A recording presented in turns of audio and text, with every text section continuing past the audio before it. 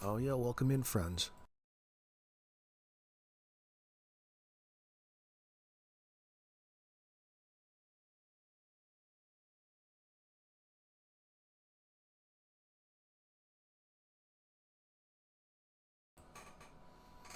Welcome, friends.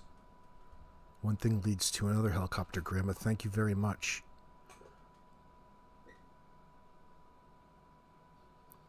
Friends, it's such a beautiful day outside. It's spring again. It's spring again, excuse me. I hit the hiccup button. Yeah, we're just rocking out and bopping around back in here, doing some thinking, going over some transcripts. Listen, you don't have to get through much more. I just went over, believe it or not, I never actually went and watched the entire Janie interview. It's like 2.5 hours or something like that. I'd much rather get it through people's channels like my fantasy love, Mike Dammann, in that sense, as Janie would describe him, and other creators. I've already heard, heard all of her nonsense. And she is so scripted and she's so rehearsed.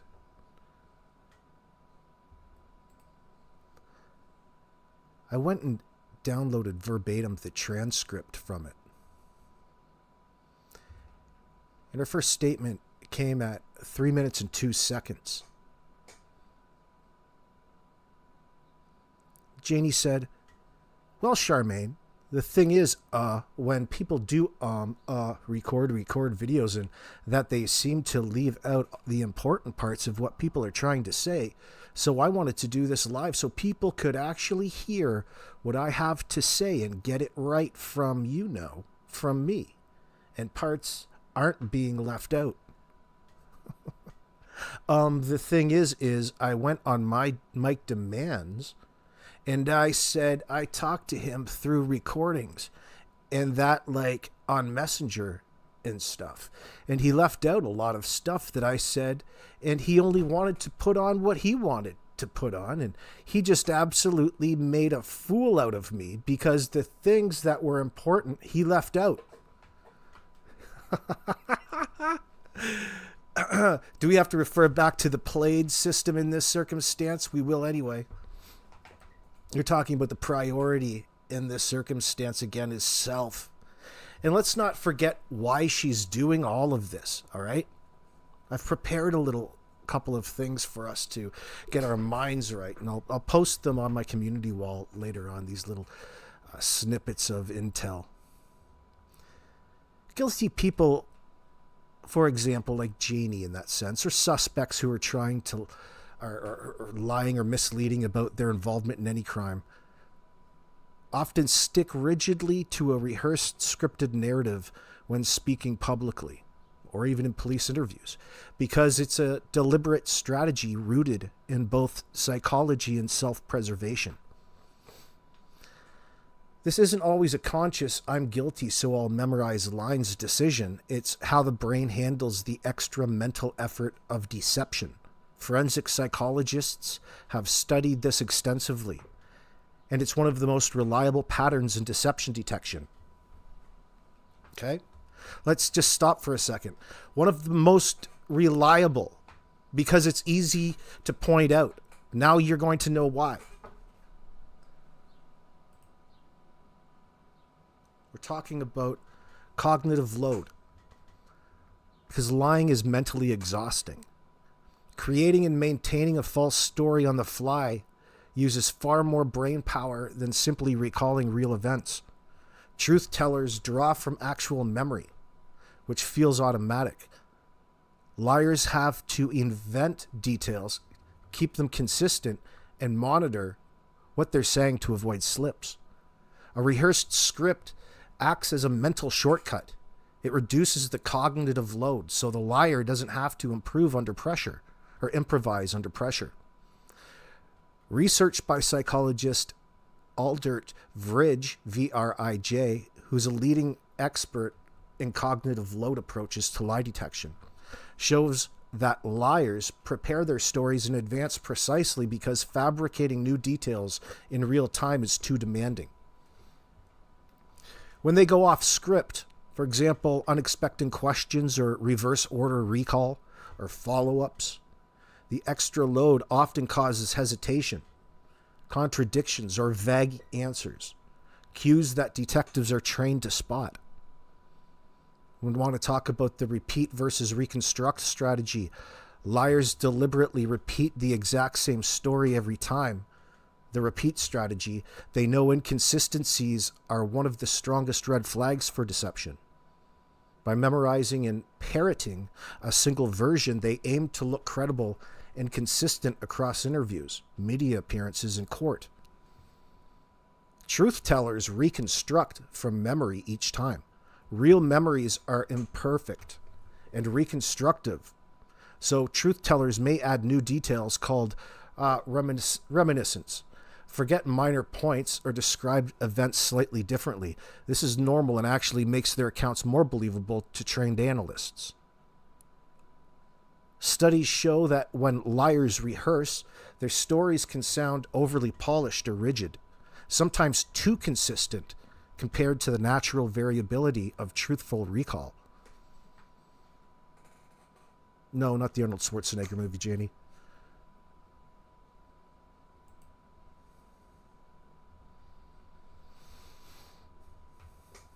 Now,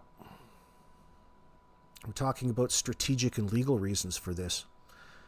Primarily in this case, in my opinion, of course, avoiding self-incrimination. Public statements can be recorded, shared with police, and later compared to evidence, like phone records, timelines, witness statements, Facebook history. Facebook loves to monitor and snoop on your phone, Janie. You getting paranoid? Physical searches. Any deviation becomes powerful courtroom ammunition. Prosecutors love showing a jury side by side. Contradictions. On May 2nd, he said X, but in the interview, he said Y, type of example. Control the public narrative in high-profile cases, especially missing persons or family-involved incidents, which is what we're insisting or speculating about and suggesting Janie is involved in, a family-involved incident at this point in time. She well knows that, too. Media interviews shape public opinion and potential jury pools. A tight script keeps the story favorable, limits new details that could trigger tips or searches, and presents the speaker as cooperative or innocent. Minimizing risk under pressure. Anxiety spikes in public or police settings. Sticking to the script lowers the chance of blurting out something only the guilty person would know. A guilty knowledge slip. Oh, Lindy loves Reese's. Hello, welcome, welcome. I appreciate you, Lindy.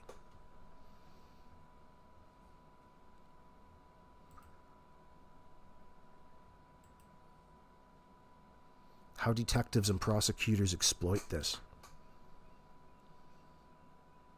Investigators use techniques that break the script, asking questions out of order, requesting drawings or maps instead of words, or demanding reverse order retellings. These make it much harder for a rehearsed liar to stay consistent without showing strain. They cross-check the repeated narrative against hard evidence, call logs, Facebook activity, 911 timestamps, etc. The script may hold up initially, but it rarely survives full scrutiny if it's false. That's a tongue twister for me. In court, a rigid, verbatim, repeated story can actually work against the person if it sounds overly prepared or it lacks the natural messiness of real memory. Now, we're experiencing a bunch of messiness, but it has nothing to do with real memory in that sense. In short, the rehearsed narrative is a survival tool. It protects the lie from the liar's own limited mental resources and from external challenges, like Mike Dammann. Truth tellers don't need one. They just tell what happened. This pattern is why statement analysis, comparing repeated accounts for consistency, detail level, and deviations, is a core tool in investigations. It's not foolproof on its own, but combined with physical digital evidence, it helps rule out innocent explanations and narrow in on what actually occurred.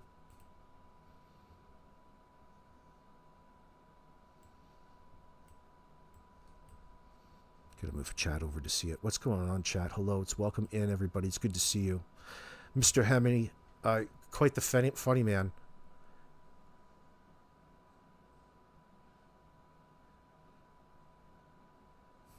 Yeah, Annette Conway 4722. You're on no one's side except for Jack and Lily's side. Tired of these weirdos taking sides. Yeah, I hear that. It is tiresome, but unfortunately it gets that way. Don't let it bother you. Captain Justice, welcome in. I'm trying to get my chat in order so I can see it here. Let's have a look at Janie's statement. Let's swap back to it for a moment. Of course, on your screen is a depiction of Anita running away from a mental hospital like this individual described her escape from. Very tongue-in-cheek, very beautiful. Of course, you're welcome. And that is Jamie beside him with a pocket full of rugs. Let's see. There we go. Yeah, I got a kick out of that. The first paragraph really answered the whole reason why you're doing this live in the first place, because she's all pissed off at Mike Dammann for whatever reason. So Janie says that I like Mike Dammann better. The thing is, I went on Mike Dammann's, and I talked to him. No, you had a conversation back and forward with Mike at your leisure over days, and you chose to send him voice clips. It's not actually, it's not the same sort of thing. What's her problem, do you think? You think he's holding back anything? I doubt it. But it doesn't matter. That's not the point.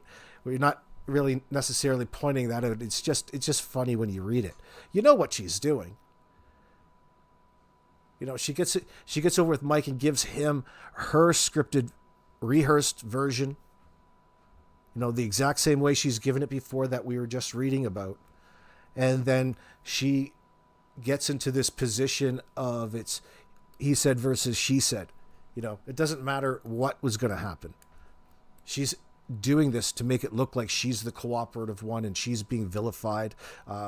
And the longer that she stays in that state, the better for her in that sense.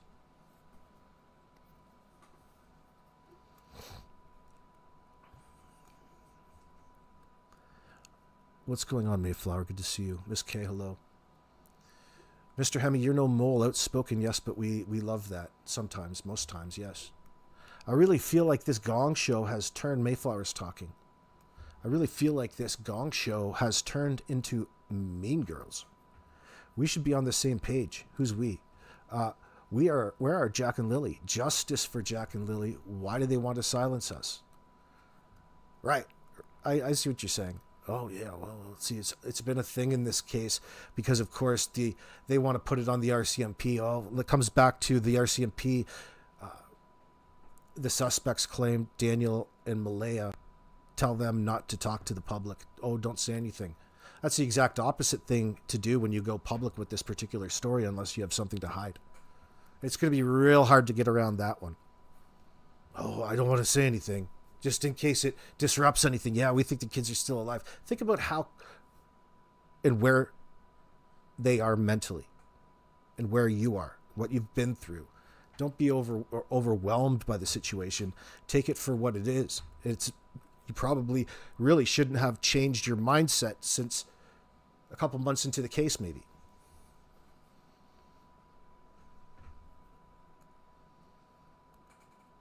Captain Justice, welcome in. Do I think there will be more charges by May 2nd in 1 year mark?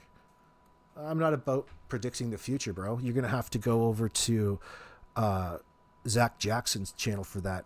Get him to remote view that for you. That fucking Zach Jackson. Oh, man. We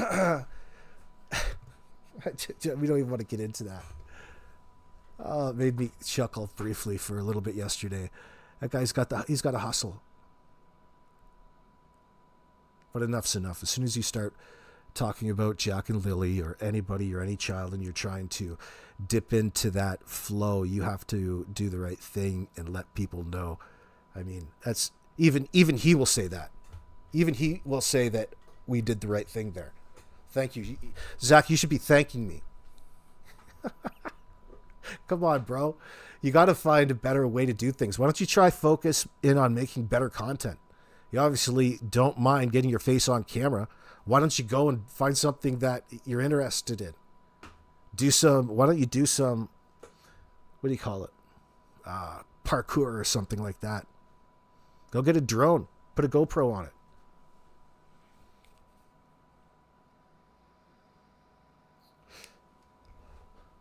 You can hope it in. You can remote view that into your garage. Yeah, Captain Justice, you want to know if you can borrow $50 to send Zach? Yeah, I'll write him a check, boing.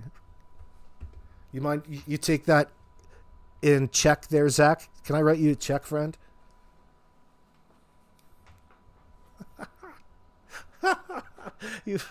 Oh, shit.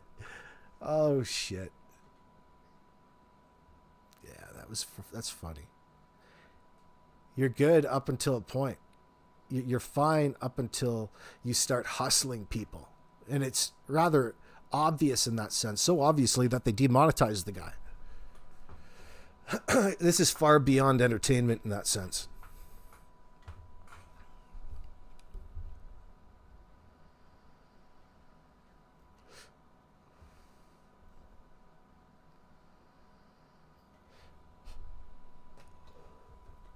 So here we are.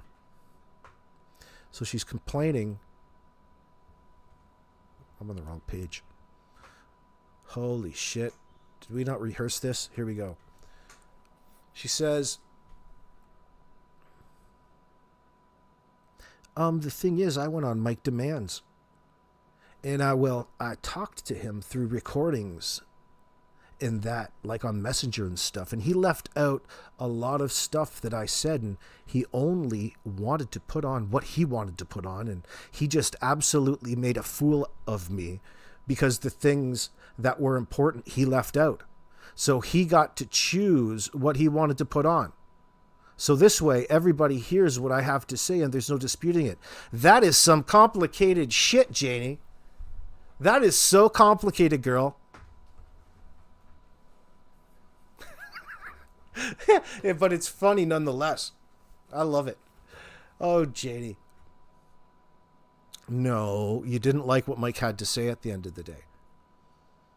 There's no such thing as Janie being accountable for whatever comes out of her mouth or anything like that. It's always going to be a situation where something, if it goes against her, it's going to be, what you would expect a guilty individual to be in that. So, what were some examples of that? You've got to go way back over on Mike's channel to a month ago. And he's got a series of short videos, under 10, 15 minutes, where he's got little clips of Janie McKenzie. Here's an example of it. When Meadow was born, everything was Meadow. Okay. That's all she cared about was Meadow. So you and Logan are saying the same thing, right? So did you guys talk about what are we going to say to people about Malaya? It's very similar. After Meadow was born, when she had to go for groceries, she left the kids with Daniel to look after. Or if she took the kids with her, Daniel had to go with her because she could not handle all three kids. The kids wouldn't listen to her. When they went into a store, they would just be fussy kids. So that's why Daniel had to go with her if she took all three kids. But most of the time, she just went with Meadow. So there's a few things there. One, this isn't like new information. This is rehearsed, scripted information over and over again. She's more than willing to come and go on anybody's channel and recite verbatim what she's told the RCMP. She can't waver from that. And in this situation, that's working against her.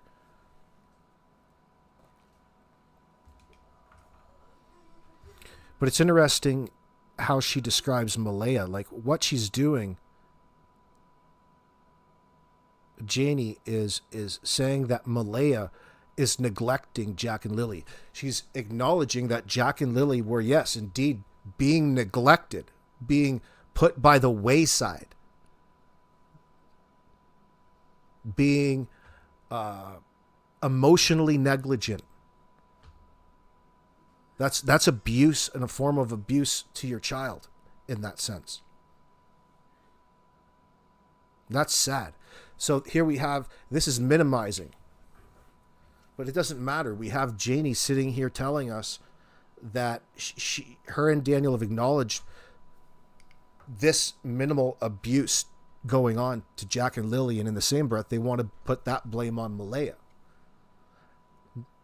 You know, when you listen to her, when you listen to Janie, it's like there's a damned if you can't, you know, you're damned if you do, you're damned if you don't. Like there was really no appropriate procedure or appropriate way of doing things, a normal way, if you will, in that household. It didn't matter if she went this way or that, they would blame her regardless for everything.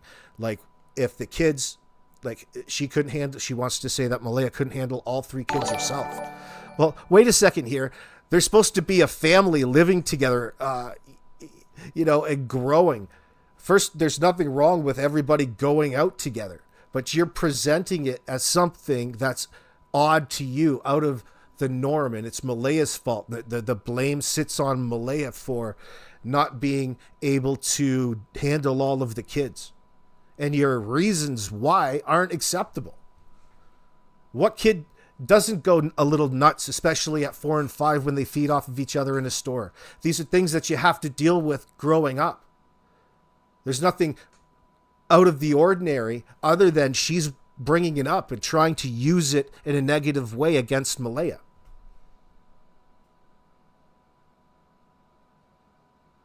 But the important part to all of this is the acknowledgement. Thank you very much, Don. I really appreciate that, by the way. The acknowledgement of the bare minimum of abuse and neglect that was going on in the home.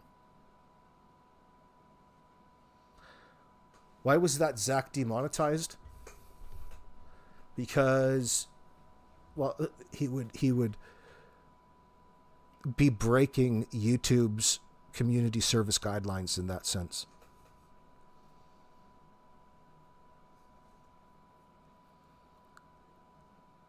Firstly, all kinds of ways.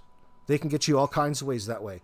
You're not supposed to be advertising or taking people up here, asking people to go and donate money to a PayPal, a Cash App, even though you can link to them. How you do it is important. But that's besides the point. The rest of it is a well-known scam. You know that, Zeitwave. You know this. Wish I could see them in Dollarama. Why is that important to you right now, Annette? I'm curious.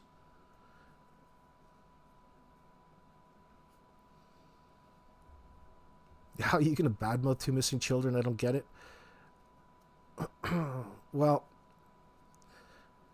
at this point, I don't spend too much time letting it get me confused, and don't fall into that hook at this point, because this almost coming up to a year later, recognized how rehearsed and scripted the story is that they stick to.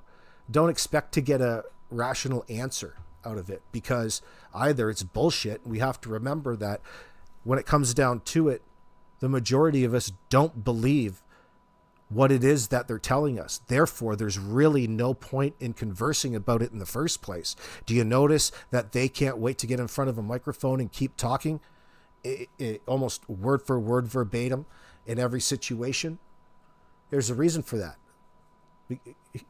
It's to keep from talking about what they don't want to talk about, and what happened to, or what we suggest or suspect happened to Jack and Lily Thursday night. And by the way, it didn't take me too long, Janie McKenzie, to find a spot in here in the first 10 minutes where you contradicted your earlier statement. We're going to look at that right now. And it's important. The details are important. And it has to do, if I go over there. So, in a nutshell, before I go down and find it, just to explain it to you, Janie, if you think back to the Thursday and what she told police, and we've got that statement in the back burner in a PDF we're looking at, but it's not up on your screen. The story that she told the police in that sense, and what she said on other people's interviews, including the one, I believe it was with Susan earlier on back in July when she first came out, the 2.5 hour one back then. This is the same version. But she was telling everybody how that Thursday, one, she was outside with the kids out there catching worms and playing around. And the kids were outside because she gave them snacks. All right? You guys remember? You guys know that? Janie talking about how she gave the kids snacks on Thursday when they got back. Or or whenever she did that day. But do you remember her claiming that she was giving the kids snacks? And right up to Thursday, the last time, because it's been brought up, she's been asked about the last time she saw Jack and Lily and described the kids going into the trailer and never seeing them again, essentially. While she was out there working on the fence, waiting for Daniel to find his tools. Sound about right to everybody? Let me know in my chat. Because no sooner than 9 minutes into this conversation, she essentially says that the kids were not outside on Thursday. They didn't come outside Wednesday or Thursday. Should we read it together? Wouldn't you consider that an inconsistency? I thought so too. Hit the thumbs up if you think. Annette, where did you go? Use a real name and then I'll listen to your opinion? Hey! Are you talking to me? Oh, shit. You are weird for thinking it weird. Who are you talking to? Mayflower, I'm only trying to get to the truth.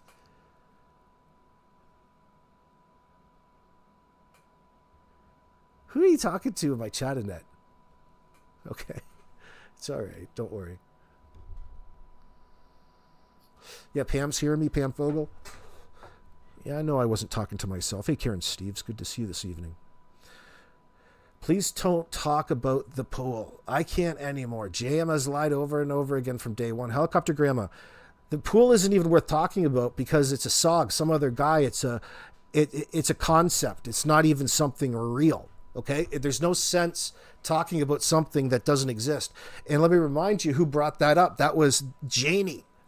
Janie brings it up. She made it relevant to the situation. Ain't nobody else care about it. Nobody gives a shit. Let's find it. Let me see.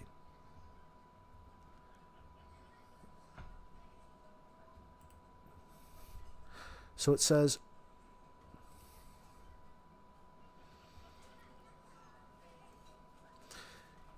"618.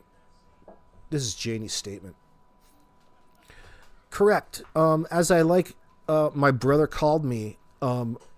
I usually go to town with him not every Friday, but mostly every Friday. But that Friday, I didn't eat anything in town, and I decided it's almost like Warren G. It's almost like gangster rap, isn't it? With all of these I decided just to stay home and I go back to bed because I was tired. I was up at 6, and I just felt like I didn't eat anything. Why go to town?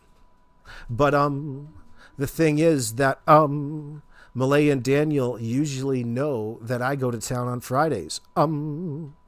So there was nothing new about that. It's just that day. I didn't feel like going, and that's my choice. If I didn't feel like going, I don't have to go to town every time somebody asks me to. Already she's got a bit of a tude. Can you detect it?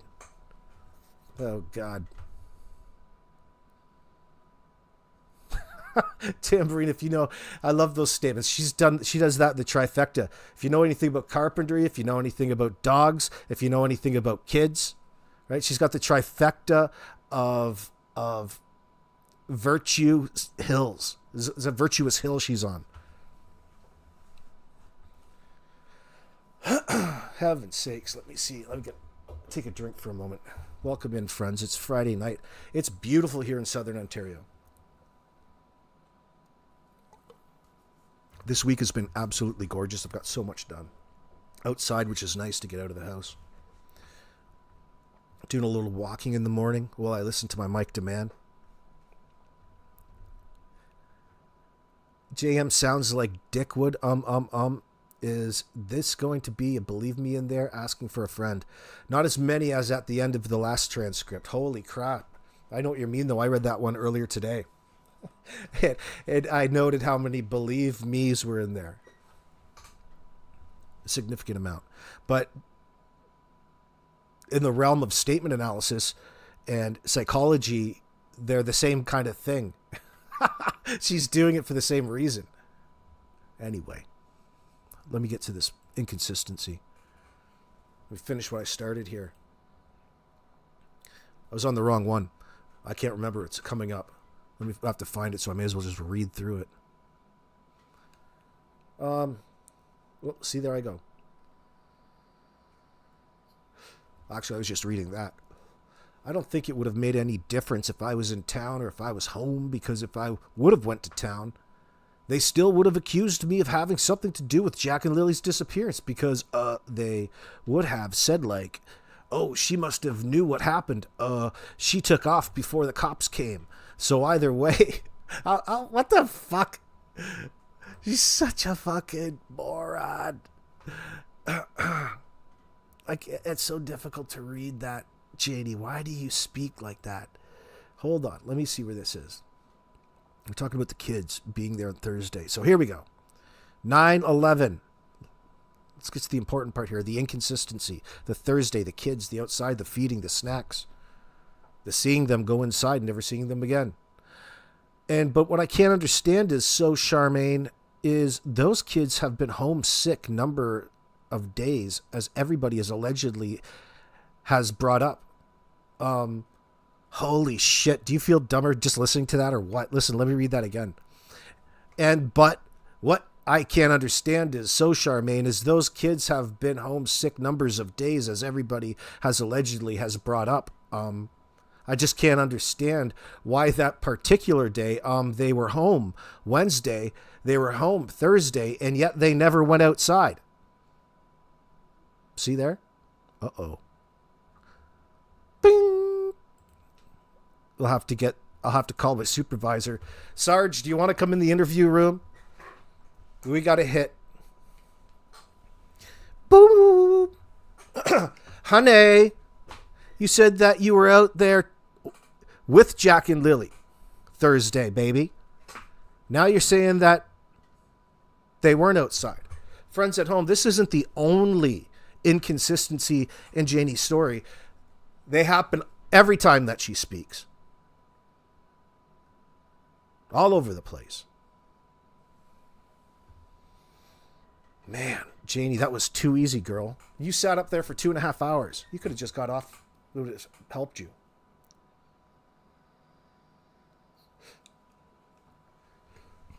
Mr. Hemi wants to tell you something, Janie. If you knew anything about training dogs, honey, the inside of her RV door wouldn't look like that, all scratched to hell. Well, maybe she's going for the rustic look.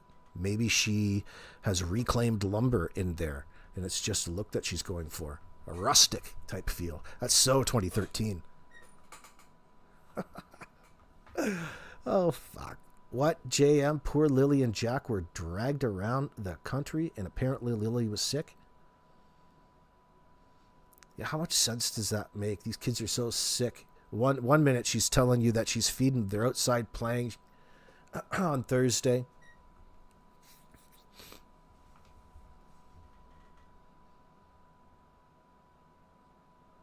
Maybe she scratched it with her toenails. Oh, it's nasty.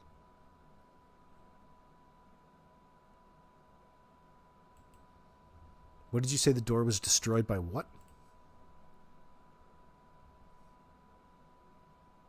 Door destroyed from wanting to get out, just a clapping seal. You know, there's a reason why, since the beginning of all of this, Daniel and Janie have both been throwing shade and suspicion towards Malaya, especially that she hasn't been around. For whatever reason, I'm curious and interested, intrigued over wondering what that reason is.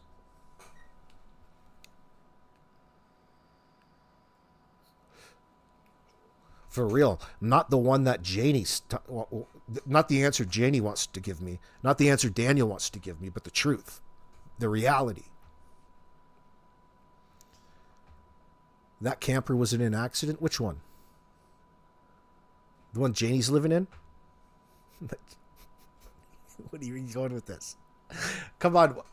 What's wrong? How come you've got to be hating on Janie's lodgings? There's nothing wrong with it. It depends how hard you squint your eyes, how many beers you've had. You got your beer goggles on there? You're going to need it. You're going to need it tonight, Darwood. Let me see. That's so. Oh, you guys are so nasty. You guys are so wrong. You just got up here to make fun of Janie, I bet. How dare you guys?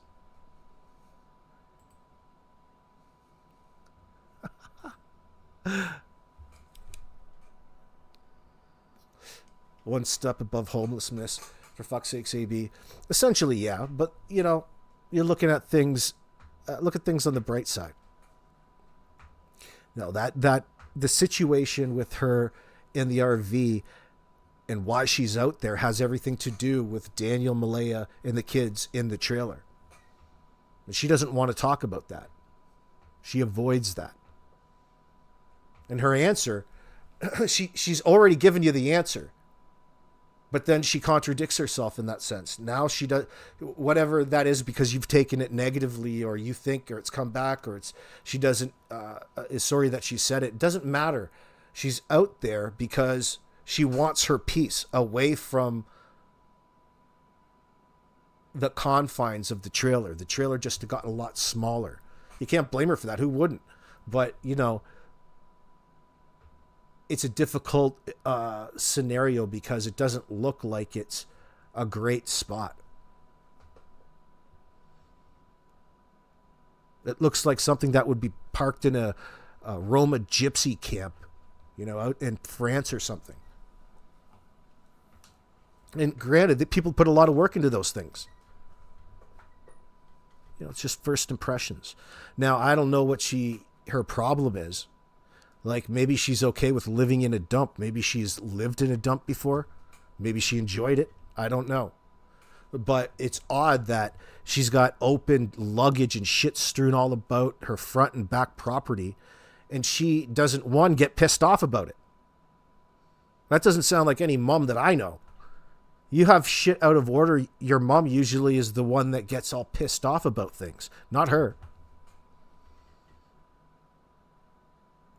The more fucked up it looks, the better. It's like a college dorm room dream, this Janie McKenzie's, you know, being your landlord. But again, I think it's just her way of avoiding and trying not to self-incriminate, sticking to her script in that sense. You think more charges are coming because there's a time limit on certain charges? In reference to what exactly, Captain Justice?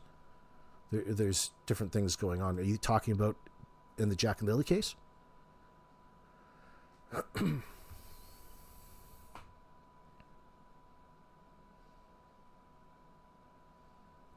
Really, they have to figure out, without a shadow of a doubt, the only way that they're going to do this, because of how the case is, and that everybody is so unreliable, they have to prove their case by ruling out everything else. Make all of those arguments. So, like it or not, a certain amount of time has to pass. It is what it is. Nothing's going to bring the kids back at this point, presuming that they're passed. Oh, you mean with CA, Captain Justice? That's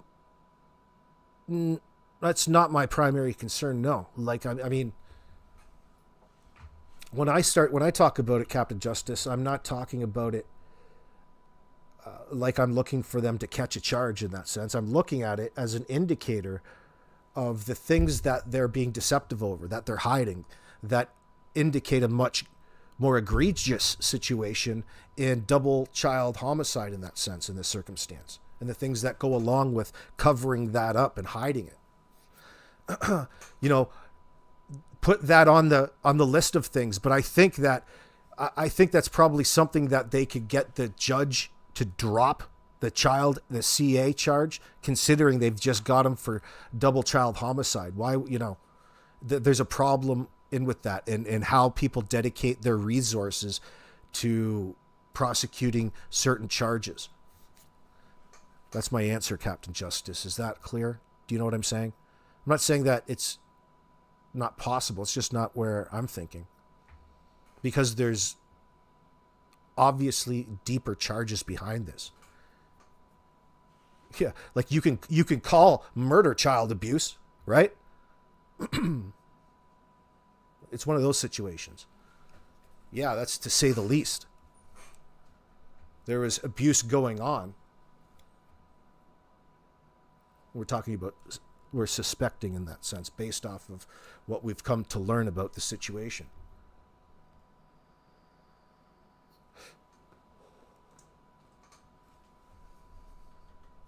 God bless you, Helicopter Mama. You get a real virtual hug from this guy. Thank you very much. So let me know in the comment section, for those of you watching after the fact, what you guys think. Talk about that little discrepancy right there. About the Thursday and Janie just, casually forgetting the last time that she says she saw Jack and Lily. Something that's so memorable. By this time, you should have everything down and covered in your mind, because you're so distraught over things. Not just forget things and it's just a big blank. It's a big blank because you don't care.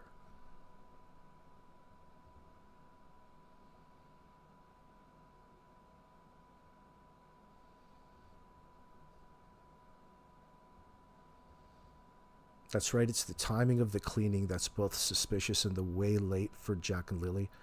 Grandma, they gutted her RV and it was searched. Why? Well,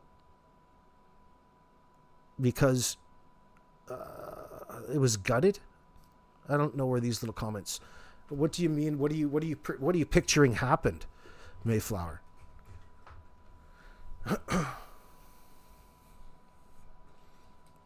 Like it's just protocol, it's procedure, the same way every time.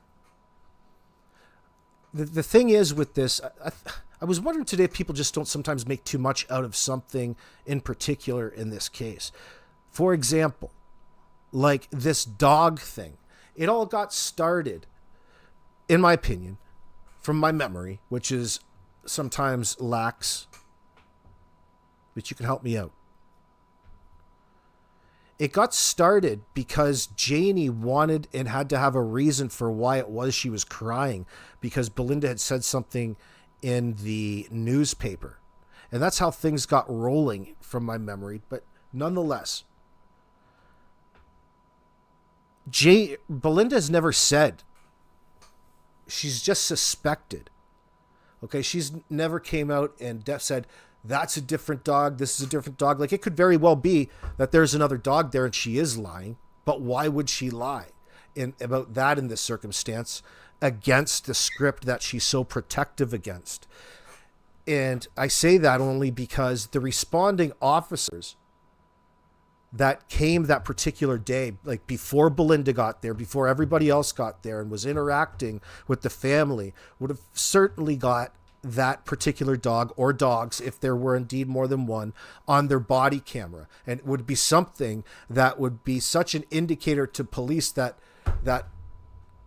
you would think that something would have been done about it. Like, she wouldn't be out here publicly just lying so blatantly for something that the cops all know already, or she would expect that. That's why I'm hesitant about that. And Haley has mentioned it as well. But who knows? Like, who knows what that was? I'm not trying to dismiss it. We put too much time into listening to people talk about it and weigh the variables. So I don't know in my mind. Like, it's very possible that she is just straight lying.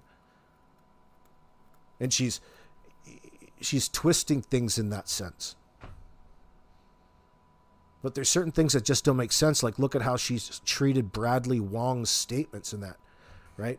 So we're not privy to all of the information the RCMP have in its shelf state. Like, they're the ones it matters to. Not that I'm saying that it doesn't matter us talking about it. I'm saying that we don't have that raw data that the RCMP have in that sense. We just think that we have. Or we have a good enough carbon copy or facsimile of it. If we can keep our minds straight.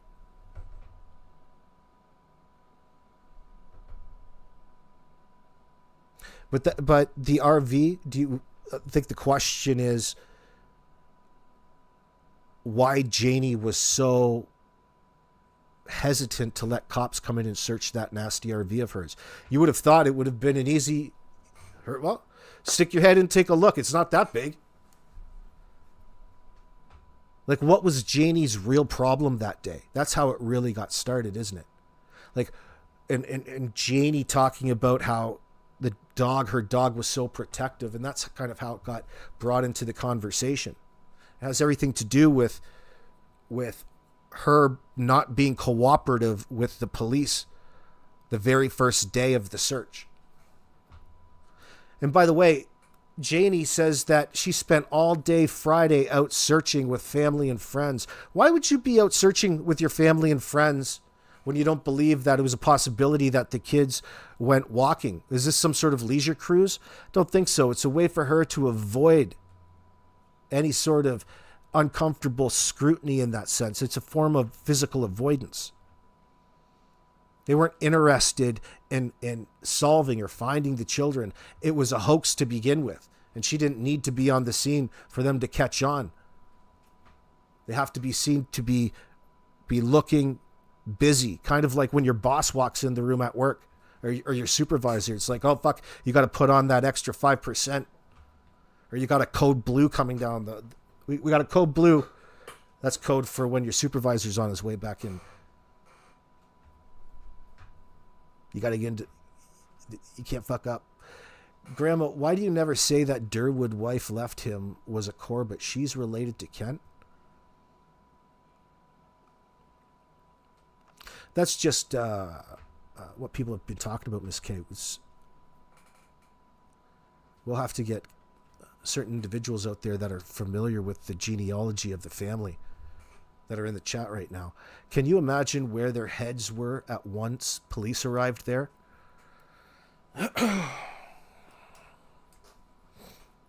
Well, you get a real good taste of it.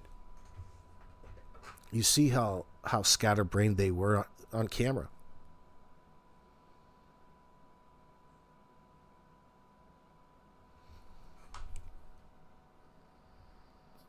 Sadie, I'm not sure what time. Of course, they're ambiguous with all of the times. They never want to associate a time or an approximation to a time for the timeline around anything that they claim. Another real red flag. 1966 Walt, my honest opinion. Oh, is there another one? DNM weren't even at the 1407 on the 1st. Also, Ellen J was left with all kinds of weirdos, in your honest opinion. I'm still open to all possibilities, like the RCMP is there, Walt, but I don't know. I don't know about that. I'm not saying you're wrong. I'm not saying you're right.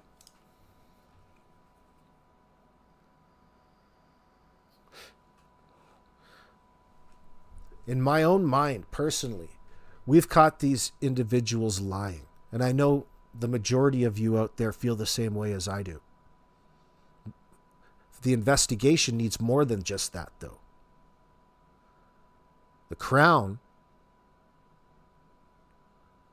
has to be satisfied that he won't have trouble convincing that jury that the kids were indeed and are indeed passed away. And I don't think that's going to be a real problem for them, considering all of the other areas that they're going to be working on ruling out.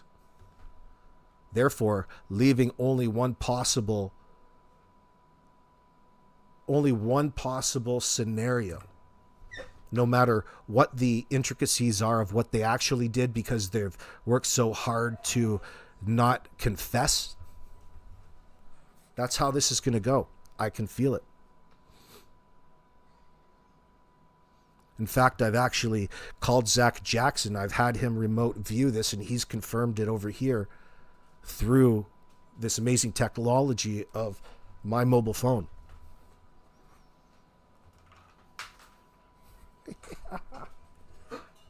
Zach Jackson knows it. I love that. That fucking guy. The Crown needs to be sure they can get a conviction. Yeah, that's what they're working on. That's why it's got to be tight, bro. But their behavior thus far, up to this point, is almost a surefire. It's almost a guarantee that you get them up on the stand and you can trip them up. It's not going to be a problem up there because they're not going to be able to add any context, nor are they going to want to. And they're stuck to a particular story that has everything to do with 20 minutes before they called the RCMP at 10 o'clock in the morning.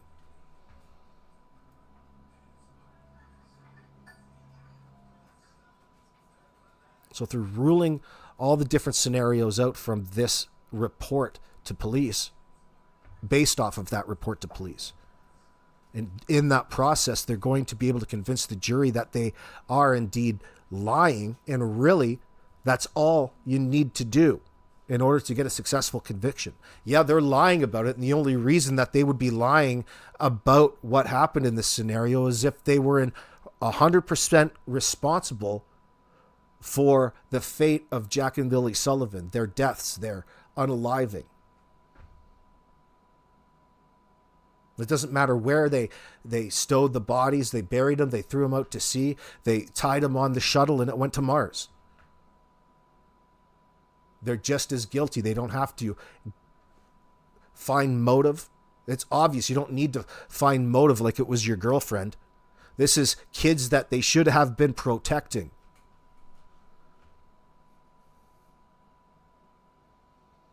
So a lot goes without saying.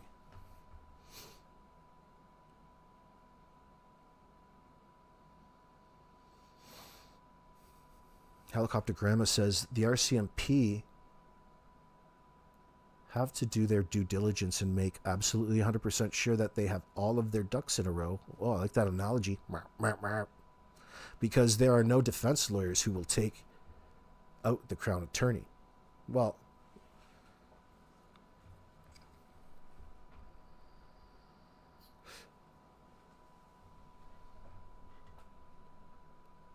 at some point in time, they're going to have to follow up and add context to their stories that they've went with here. Whether they freely open up to detectives is going to determine what the next steps are. I've got no doubt that the cops know in that sense. It's not like it might seem, because we're not involved in any of it and we don't get updates. Like, how entitled do we think we are? It's like, do you forget momentarily the reasons why? It's because you're not a detective.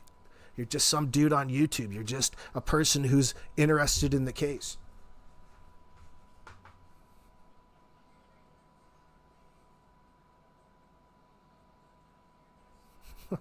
Mayflower. Larry, and Larry. You remind me of Bob Newhart. Larry, Daryl, and Daryl. What is it? Larry, Daryl, and Daryl? Isn't it Larry, Daryl, and Daryl from Bob Newhart?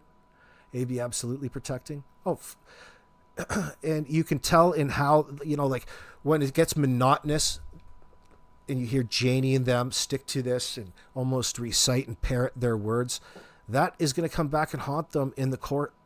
They're not going to have the opportunity. They're going to have to add context. They don't have to add any context or follow up or do anything but just provide any sort of answer in the moment to convince people that they're being or trying to be as cooperative as possible. Nobody said anything about rephrasing questions and being devious. It just goes with the territory. That's where we are. And Jesus is wanting you to be patient again.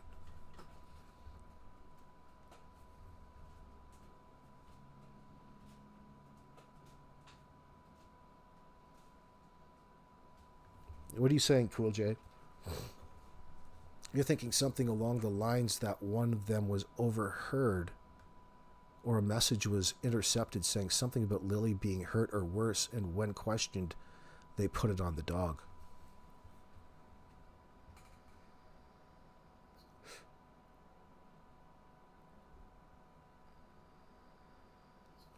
Yeah, you know what, Mr. Hemi? You're talking about Janie seeming to think that the RV is a separate address. Did you ever subdivide your property, JD? No. No, Mr. Hemi, you're absolutely right on the money with that. Good observation. Yeah, you can't be up here talking about your property like that. Like it or not, no matter what, you're still living in a broken down RV in your own driveway with an extension cord through the fucking passenger side window. And you've retrofitted a wood stove in there. Holy shit.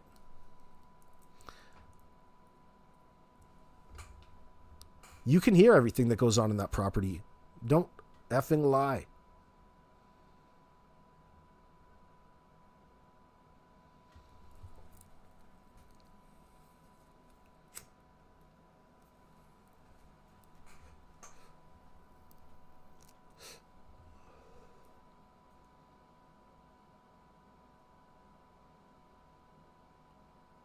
Yeah, you got it right, Sadie.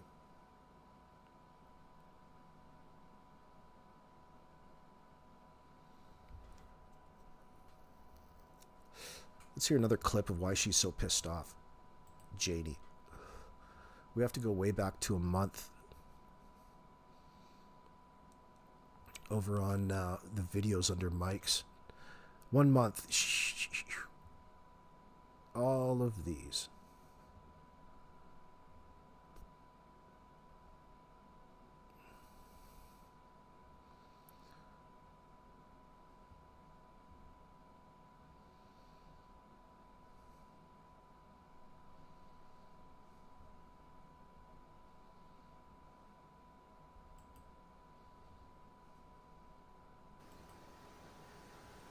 Daniel look bad because things aren't going her way. What do you mean things are not going her way? Her children are gone. Her children are missing, right? What exactly isn't going her way? And this is a way of getting him to try to what? Get him to do things that she wants. Like what? So what I mean by that is, there's Cody. Oh, now you're going into Cody? Cody was years ago. She was with Cody. Uh-huh. Cody gave up and didn't want nothing to do with her anymore. Yeah, and also Belinda said that Cody was overwhelmed, in her opinion, being a young father and having responsibility. I don't know. I mean, now you're interpreting Cody's actions. that still wouldn't explain Cody not being interested in his children. So we signed the kids over to her so he could get rid of her. Oh, I see. So he hated her so much and she was such a bad person that he sacrificed his own kids for his peace of mind. Okay, that's Janie's logic. I think this is what she's trying to do with Daniel. That's my opinion. Oh, I see. Oh my God, Mike, you're really making her look like a fool. Of course, that is The Rock on your screen. It's a possibility that The Rock is a distant relative of Anita Maxwell. Of course, there's Jamie in the background on the roof reshingling the indentured servant above their Mercedes-Benz in the driveway in Peggy's Cove. Such a beautiful province, Nova Scotia. AB, if she runs with the buckets of water to the RV, she has running water. That's a good one, Captain Justice. You guys are hilarious. I like that. Oh, Dad. Oh, boy. Cool J, it's possible. Let me see, where did I read that other one? Looks like something from a concentration camp with that huge pipe emerging from the window.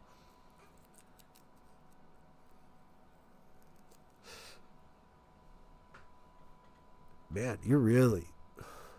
I told you guys, it's not actually a bad place. If it was out on the middle of, like, say, out by the Manitou Islands in Lake Nipissing, anybody out there know where I'm talking about? Tow her out there, out of Calendar Bay, get it out there and get your wood stove all stoked up, man. You could be out there catching and eating fish almost nonstop. That'd be like a dream. All those walleye, all those pickerel. Not the chain pickerel like are out in Nova Scotia, but the real pickerel, walleye. Oh, damn. Throw in some whitefish, maybe. Some yellow perch. Some jumbo yellow perch, boy. Lots of butter out there. That's where it should go and retire that damn RV. Maybe you could even want to save it. Save it for the next winter. You come back and tow it back in the summer and live by the shore on Lake Nipissing. Then it's all right. It's a lot different. See, it's a lot different when it's by the shore of like a beautiful lake. Or it's just sitting broken down in your driveway and you built a fence around it with a pretend pool that you're raking. I think there is a small difference. Like, she's doing it out of necessity. I'm having fun with it. I'm trying to put a positive spin on the place. But listen, regardless, the point is, let's put all the fun about Janie living in the trailer aside for a few minutes. The reason that she's out there is because Daniel and Malaya and the rest of the family. And that, yes, includes Jack and Lily in all of this, but we'll include everybody else. She chose to take herself away from that situation.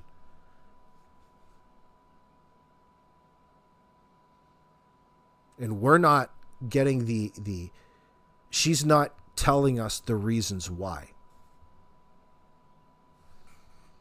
I don't think she's necessarily went out of her way to lie about it, like she's told us. But you understand, with telling you the reason, it automatically raises other questions. So she's not willing to go in and talk about it. She's not that open, nor would I trust anything she had to say to be at this point in time anyway. That ship has sailed. Her opportunity to be open and honest has long sailed. And that goes, well, I'm not going to speak for anybody else or anything else. That's me personally.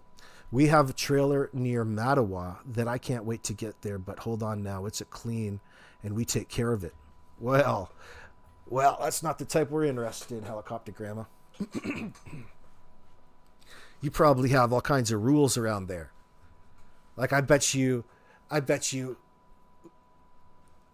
wouldn't even be able to do any drugs on your property. You got to... What sort of fun are you, bro? You're like a buzzkill. Oh, shit. You should have found, Janie, you should have found some way to monetize your property there at Garlock Road, where all the fucking shit that's coming in and out of there. You should have been charging a cover fee. This is like an after hours club for all kinds of nasty shit.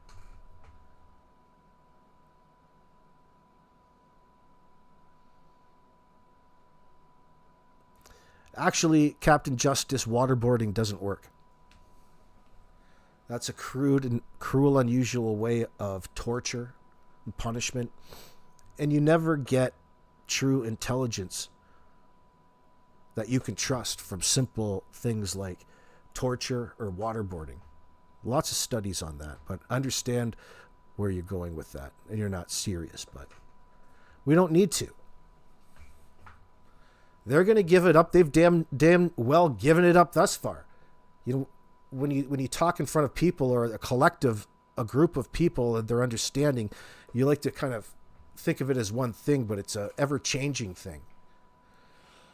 They don't ever actually technically have to figure out or find out or have them admit or confess to what happened. That's only going to be a benefit to them if they make it and get to that point.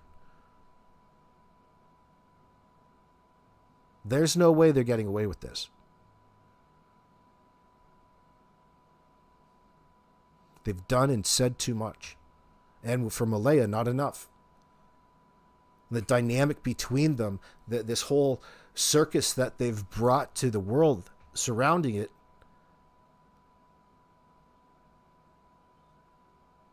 is going to work against them. It's not the outside world that came to them. It was the opposite.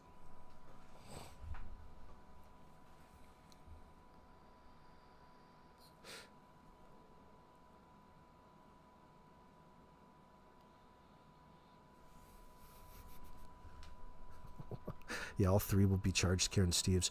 Right. Oh, they will be in this situation. It's going to get to that point. It's going to be awfully slow because, of course, all of the information that have come the detectives' way from, it depends what you consider to be information. Once you know that the person is lying and it can't be trusted, how you interpret your information is going to adapt. But you still have to work and build a truthful, solid timeline away from the information that you hoped you could trust from Daniel, Malaya, and Janie. That takes time. But the good news is that it's being worked on. It's going somewhere. It's fluid. It hasn't stopped. I can't wait, personally. Well, according to Malaya's spokespeople, she is free and clear. It all boils down to her being in a fog. Okay. Woo. What under... Is this some sort of like... What was her name? Patty... Stockholm Syndrome. Patty Hearst. Do you remember the Patty Hearst situation? Oh, she's a real Patty Hearst, I bet. Is that what's going around? Well, whatever. Yeah, I don't share that. I'm not going to put anything on Malaya at that point, in that sense, but based off of what we see, I wouldn't feel very good if I was Malaya having those last words still be representative of what happened to Jack and Lily in that sense. That would really bother me. That says enough. I don't care what she's in the background saying to her little friends or little buddies. I could care less. That's just a distraction. They're there for a reason. Not even a topic. It's irrelevant. Sadly. Hold on, my love. You go get some water. One moment, please.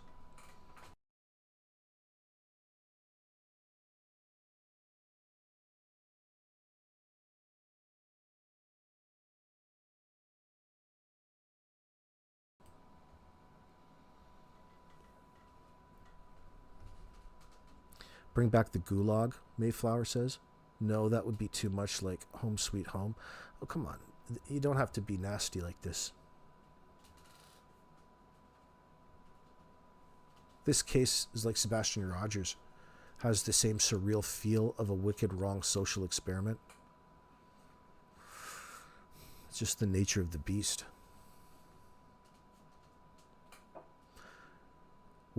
If you separated your emotions and stood aside this scenario that you find yourself in if you're following the case, and you're pretend for a moment that you're reading it like a book,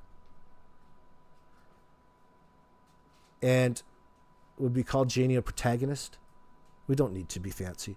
If somebody in the book that you were reading, like Janie or Daniel, you could understand why that character was lying, considering what it is we're accusing them of in that sense.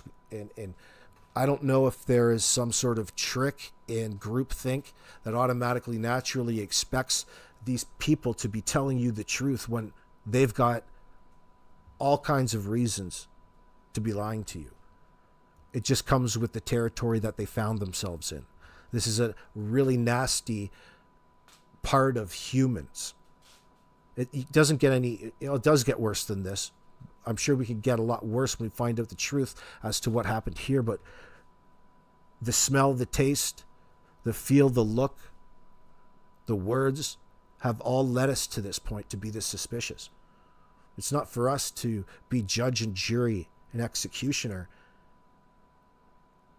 We've really identified the issue at hand. And we'd hope that justice hurries itself up. Janie can't tell the truth. It would send her son to prison for the rest of his life. Right. Looking at it through the character's eyes, it's just the nature of the beast. They're really uncomfortable. Therefore, they have to use this script to rely on because it's too risky to fabricate in real time, and they're going to trip themselves up. So it makes sense to hear them parrot themselves and just be off, because I've talked or been beside people or witnessed it where whether it be Jordan or Durwood or Janie or Daniel, they all sound the same and say the exact same things. I'm not suggesting that Jordan or Durwood is even involved at this point. We don't need to. It all comes back to Daniel and Malaya.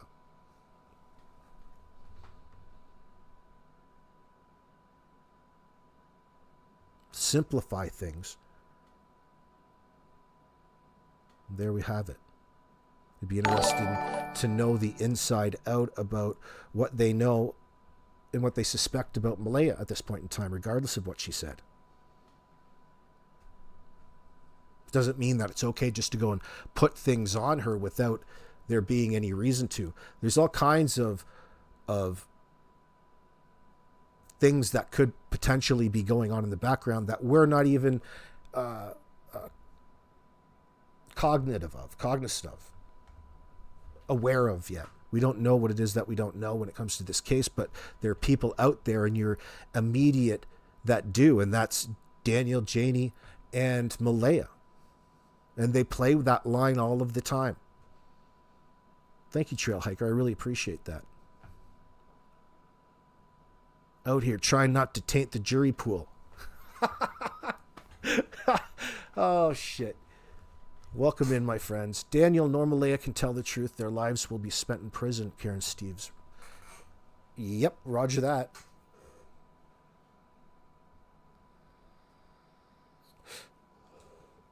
You could look at it another way, in a different way, too.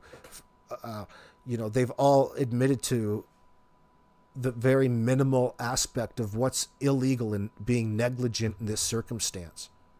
They've admitted to it. That doesn't mean that they're getting life in prison. That's just them throwing out you a breadcrumb. But it's enough, and it's all you really need to know that something else went on, and they're not willing to talk about it. And it comes through. It's stuff that they can't handle, or they can't hold in very, very well, especially early on.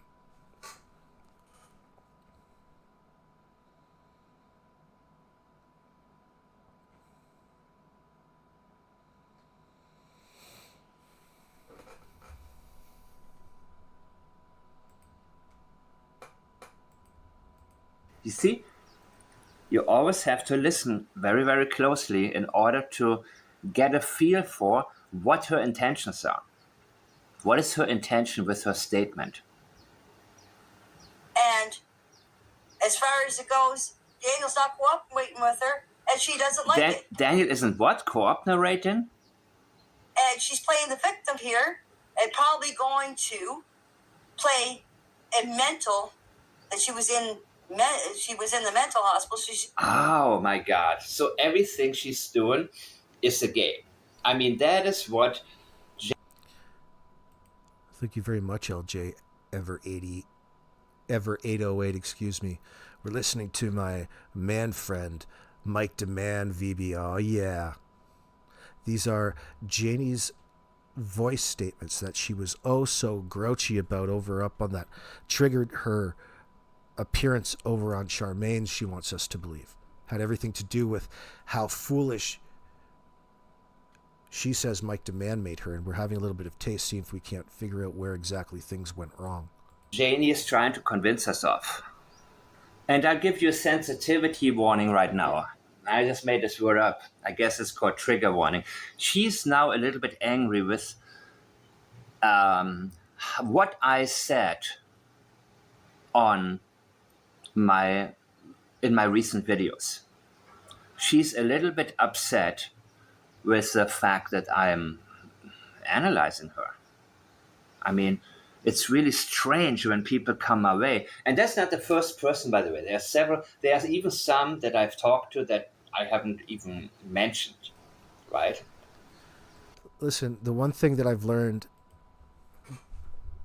just watching and being around how people bullshit about what Mike's doing in real time is always somewhat funny, but it's a thing that they're doing to Mike on purpose, as though they're finding it hard and purposely not understanding, not like it should even be an issue. They're the ones that bring it up, as though Mike is taking, in the moment, he's taking the time, like he's some sort of T-1000 supercomputer, and analyzing them in the moment, and it's throwing them off, and they always have to use it against him.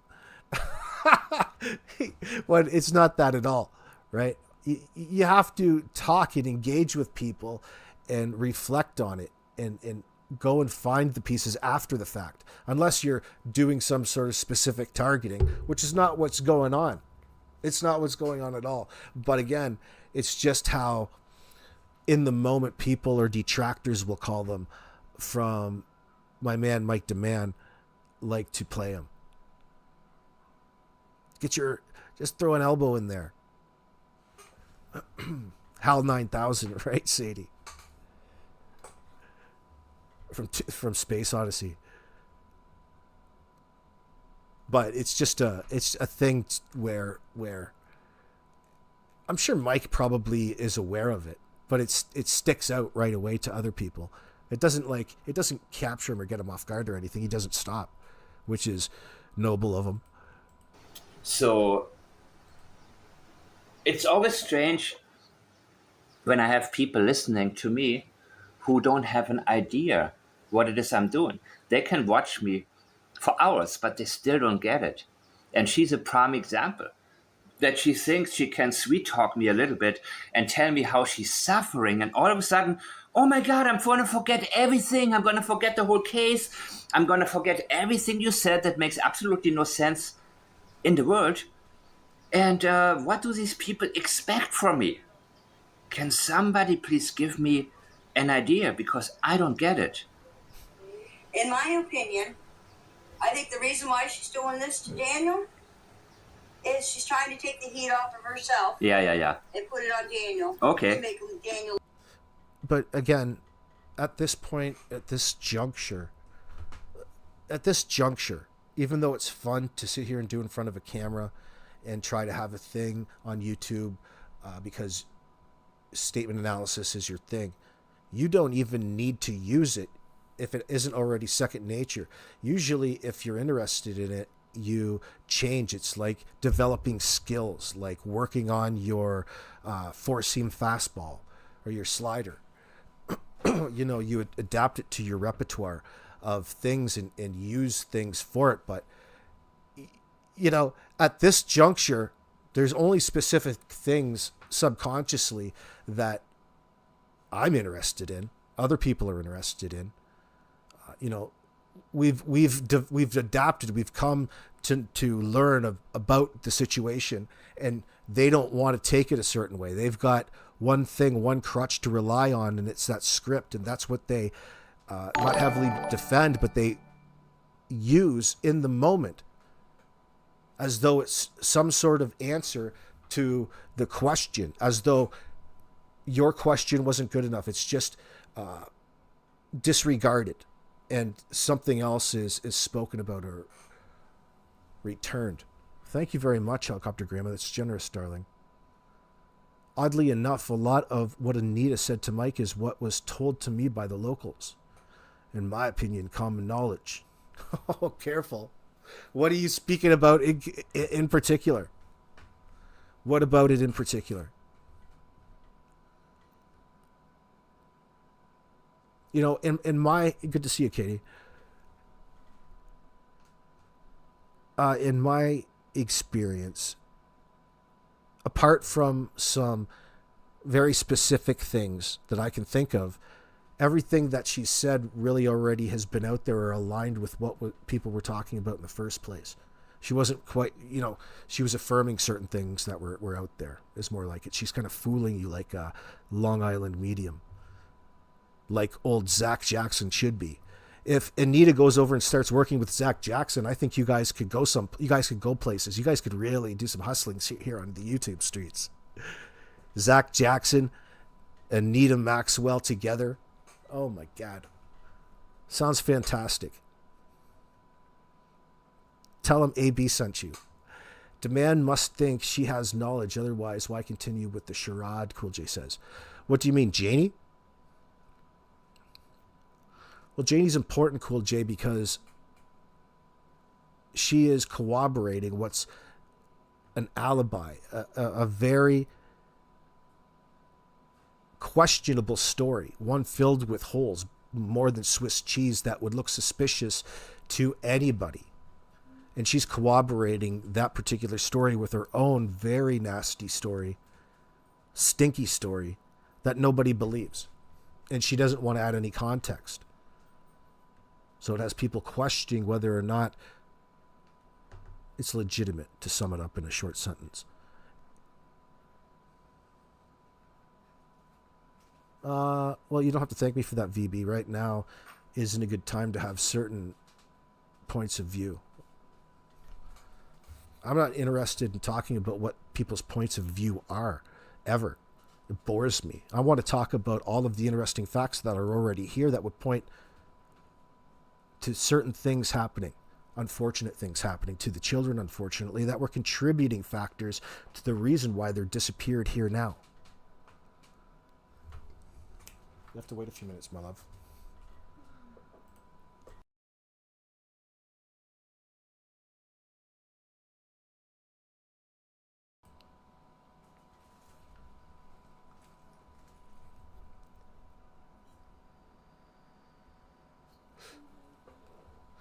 You know what, though? I love glazing Mike Dammann because I know that Janie, it bothers Janie in that sense now. Janie's mentioned it, so now it sticks out in my mind. Now I'm going to really play off of it. Oh, he's just so fantastic. He's got such a manly voice. I love you, Mike, in such a clean way. I like Mike like Durwood loves kids. Oh, that's dirty. That's dirty. Oh, Helicopter Grandma. As in ideas, possibilities of what's gone on, what happened to Jack and Lily, and notice certain things the suspects all said. Well, damn, yeah. Everybody, they tell on themselves. This isn't breaking news. People have been talking about it. Never tell me not to do something, says Sadie.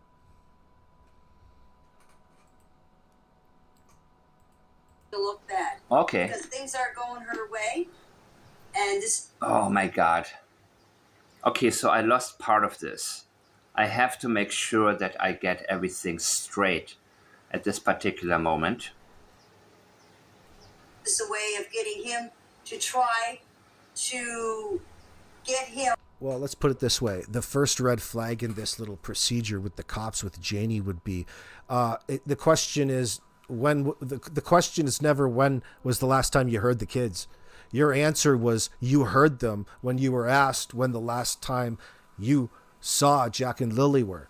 And that's a real sensitivity. And that's definitely going to come through on the police body cams in that sense. No doubt. It's what got Janie so aggro.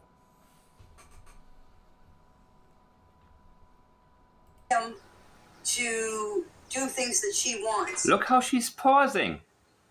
So what I mean by that is... Over-explaining, not getting to the point, over-explaining. She knows she doesn't have a point. She knows she's not even trying to make one, really. So she feels a need to add some rhetoric. Trying to give us the illusion of her having a point. Here's Cody. Holy fucking shit. Did you hear that? Creating the illusion... Janie creating the illusion as though she had a point.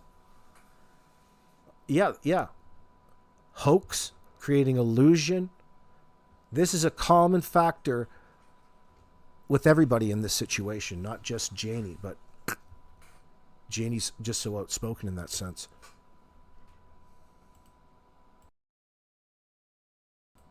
You hear that, Janie? I'm copying Mike. Oh, we're agreeing. Why don't you do your research, girl? Why don't you go do your research, biatch? We don't care about Cody. It's with Cody. Cody gave up. It didn't want nothing to do with her anymore. So we signed the kids over to her so we could get rid of her. Didn't want nothing to do. That's a double negative, you dumb. That's so funny. He didn't want nothing to do with her. Cody didn't want nothing to do with Malaya, so he signed the kids over and fucking left town. Oh shit. Oh, just like that? Like that's all there is to the story. She's so concise in that story. Oh, there's no more details? That's all she really thinks about that scenario. I think that there's all of these things that she's omitting. Not that you expect her to come clean. Man. Why can I not get out of my head the voice of the receptionist from Monsters, Inc. when Janie speaks? I don't know, VB.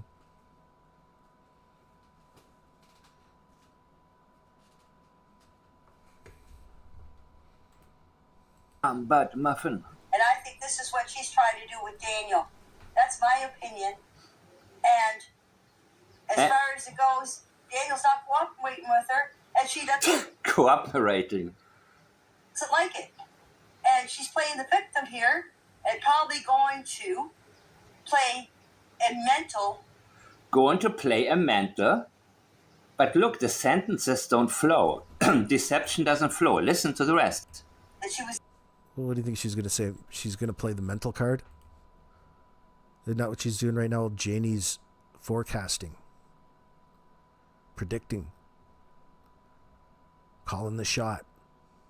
She was in the mental hospital. So she's interrupting herself, and then she's continuing. Probably going to play the mental card that she didn't know what she was doing. Didn't know what she was doing when. What did she do, Janie? What did good catch. Malaya? Good catch. Let me listen to that again. That's leakage. Woo! It's Friday night and we got a little bit of Janie leakage on a mic tape. No wonder she's a little upset. Making her look like a fool. How could Mike make you look like a fool?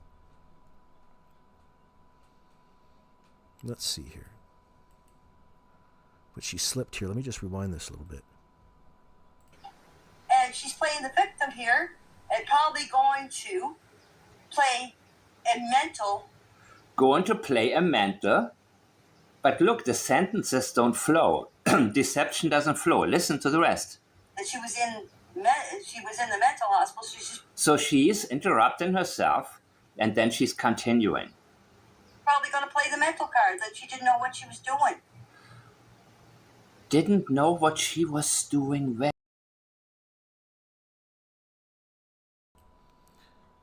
She's going to play the mental card. She's going to play the mental card and pretend that she didn't know what it was that she was doing. There's that thing again. there's that thing. That's a slip, Janie. What are you referencing, honey? You're talking about the elephant in the room again, girl. That thing that you don't want to mention, that you're avoiding, that thing that you have all of this set out here to avoid. You got that, Vivi? That is serious leakage, isn't it? Holy shit. To go that far, like, that's no mistaking it. I love it. That's so good. That's what probably is getting her all worked up, because these are the little slips, self-incriminating slips. I love it, Janie. I wonder what she's like when she's not lying. You know, a lot of us don't know her other than what we know of her through her extreme deception, we'll call it, thus far in the case. I wonder what she was like when she wasn't so deceptive, you know, before all of this situation with Jack and Lily. She's forever altered. It's like when your mom tells you to not make that face. You make that face too long, it's going to stay like that. That's what's happened to Janie. She's on a perma trip. She's so perma triggered.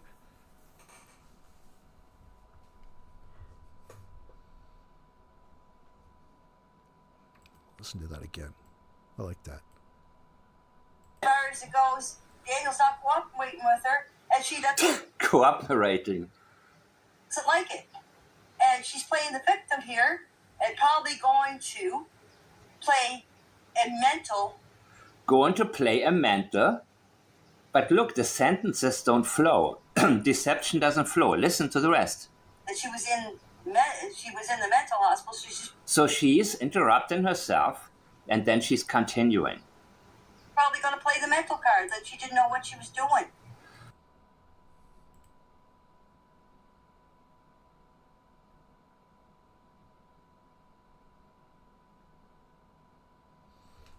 Man, that's a lot different than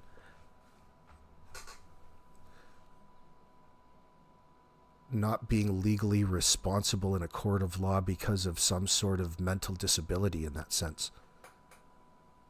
That's completely different and exposed. That's two things. That's double whammied. That's Janie saying she's playing the mental card. This is like an eyewitness account against Malaya's actions and behavior. So bizarre. Like, it's so bizarre because a person can always choose to say nothing at all. But Janie, every so often, says too much, it seems like, in this extenuous information. God bless her. Everybody makes mistakes, Janie. Oh, heavens to Betsy. So, she's going to play the mental card.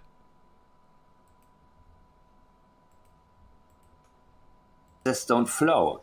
Deception doesn't flow. Listen to the rest.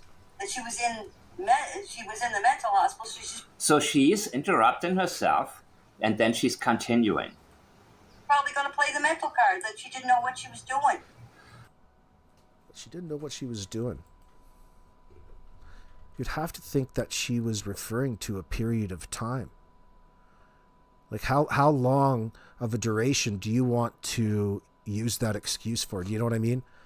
In a court of law type of environment, like how long is this valid for? How long, through what time frame does this cover? I'm not sure if it's gonna fly, but I know what she's trying to say. Hey, what is that thing, Janie? The thing that we're all suspecting them to be guilty of. It's all the same thing. The fate, we'll call it. The fate of Jack and Lily. We'll put in some nice wrapping paper on it and a bow and put a tag and call it the fate of Jack and Lily. And she just referred to it. Am I wrong? Didn't think so. Yes, MBM is intergenerational defensive, is intergeneral trauma and its psychological, physiological transfer effects. Oh, absolutely, Miss K. It's well studied. Whether it's going to stand up for a defense in court when it comes to the facts and the things that the prosecutor will have to rule out in front of a jury is a different matter. They have to convince. They're doing a lot of convincing out here in the public eye. Anita told you, Karen, that she got a call from Cindy that they took Malaya to the hospital because she was going to drive her car into a tree. So they kept her in a psych ward. Yeah, well, that's an easy way to get in there. You start talking about things like that, having feelings about unfortunately hurting yourself instead of calling the 1-800 numbers that aren't here on your screen. What are you saying blah, blah, blah for, Mr. Hemi? DM in the early days slipped reference to MBM's mental health. Oh yeah, through text and right on the CBC interview. He told the world that he was going to see and bring Meadow up to see her when she's locked up in prison. Then they edited it out. They updated it afterwards. Probably came across as too biased against Malaya in that sense at that point in time. But it's real. It's out there. You have to go back on this channel to find it. Unless they've got it taken down or flagged. Who knows? But it's out there.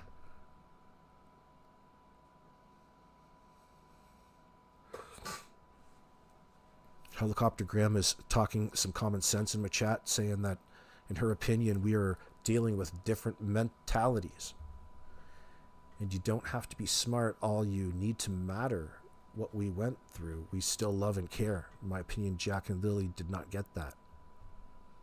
Yeah, and I see what you're saying, and everybody in their lives has every excuse as to why that is, except, of course, we haven't heard Malaya explain it. There's so many other people in Jack and Lily's life that are busy shelling up excuses of why it's not their responsibility, how Malaya was letting the kids down.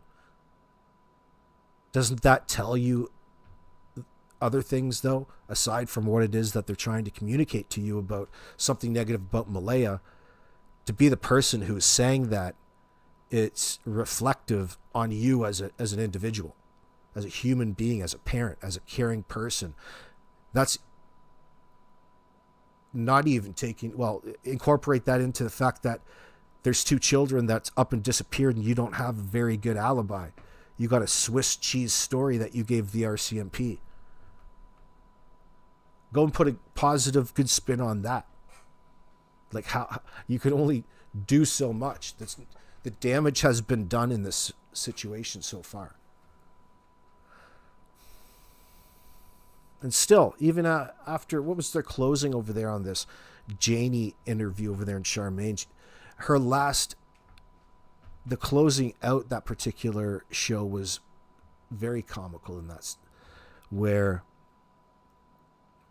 she was fumbling over her words in ways that only deceptive Janie has done and does. It was fairly, I'm not sure if it was intentionally funny, but filled with double negatives and things that ended up just not making any sense.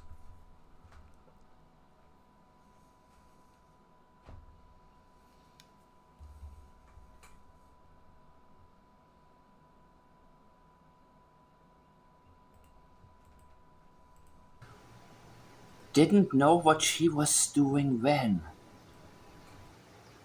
What did she do, Janie? What did Malaya do? What did Daniel do? And what did you do? She's working some kind of scheme. You just wait and see. Oh. And when this is all over with, I'm telling you. What is all over with? This is what? This, do you mean this case? Do you mean the kids, their whereabouts not being known? What exactly are you referring to? Right now, when this is all over with, you guys are going to look like such fools. Who is you guys? I'm only me. I'm not. That's a good one. Janie, no, we're not.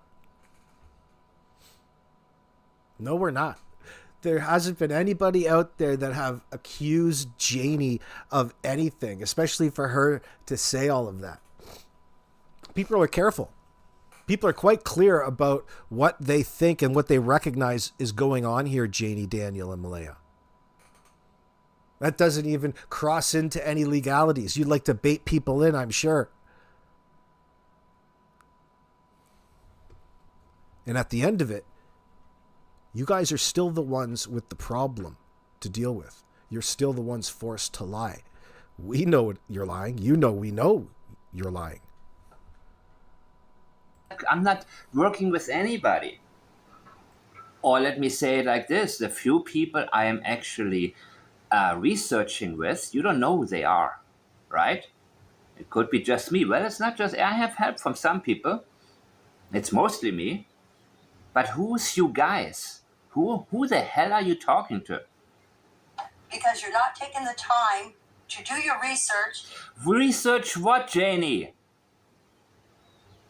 You're just listen to a lot of gossip. I don't listen to any channel about this, by the way. I listen to your statements, Daniel's statements, and Malaya's statements, and that's more than enough. And you're just sucking it all in. And oh my God. Janie McKenzie, you don't have a damn clue what you're talking about. If you compare me to others, then you have no idea what it is I'm doing. Leaving. Again, it's not very convincing where you have to continue to repeat yourself in the same manner when that's not at all what people are doing. It just tells people that you don't understand the concept of, well, the true crime community that you're trying to fit in, or anybody else you're talking to. You just generalize and assume and stereotype because that was what you meant to do when you got up there in the first place, to try to discredit that other person that was talking negative about you. That's the whole point on why you're talking to Mike and why you want people to come to you with information. So you're first in line. Very brash way to go about managing your alibis.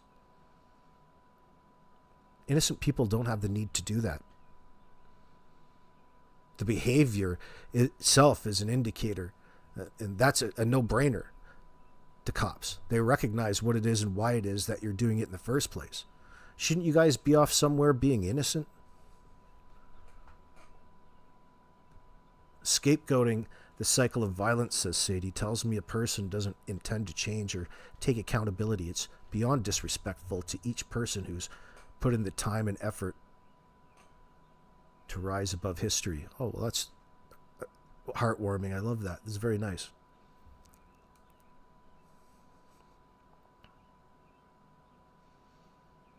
What's up, Princess Pillow? Good to see you.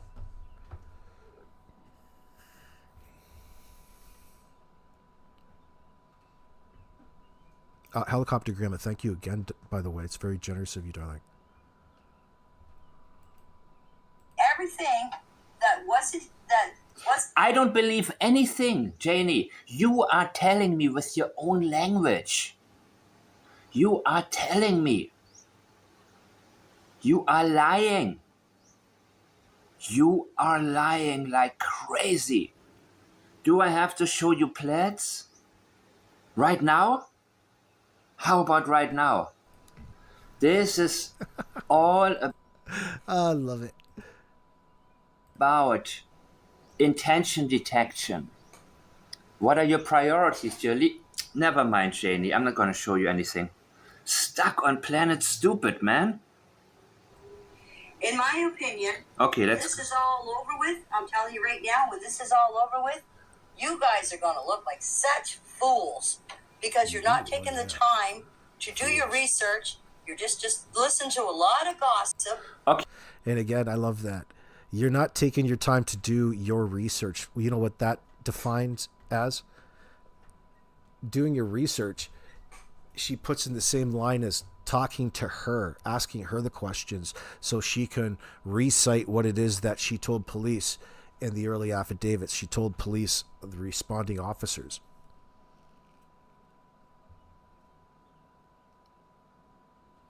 That's the games. That's the game that she's playing. When this is all over, how is this going to end, Janie? Suzanne for Christ wants to know. Unfortunately, it's not going to end very well for Janie, considering that she's an accessory, at least after the fact, even from the outside. And I'm sure that the police have all kinds of other little names for the charges that they're going to tack on. But that's the bare minimum. So what's the truth? It's far worse and far beyond and far more penitentiary-like, long-term. She's probably going to have to get shipped to a new facility. That'd be ironic. Honestly, between JM, DM, Durwood, and Anita, it would take all of us a year to listen from the beginning. Why are we here? May 2nd is coming fast. Those two beautiful, innocent children. Oh my God. Oh my God. Who's giving me $50 super chats? Oh my God. Thank you so much. I can't even see who that's from.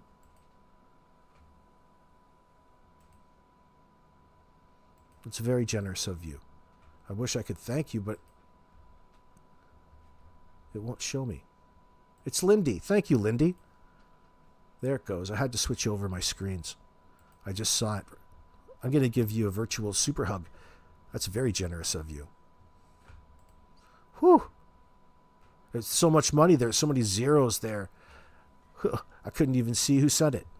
The kind I like. Man, that's super of you. Thank you very much, Lindy. You know that goes to a good place. I'm going to have to give old Zach Jackson his cut. For mentioning his name, he'll have royalties. I'm going to have to send over there. If you want to be a bullshitter, why don't you go like do stand-up or go do like some improv or something like that in front of a camera. At least you're going to meet chicks that way, dude. You know? At least you can go be around it, and you might be able to get lucky with some pretty girls. You might even find somebody that is a lot more well-to-do than you, and maybe you can sucker her into marrying you, and you can leech off her for the rest of your life. Goals. Just some life advice from AB to Zach Jackson. If you're going to lie to somebody, well, lie to the right ones. So selfish.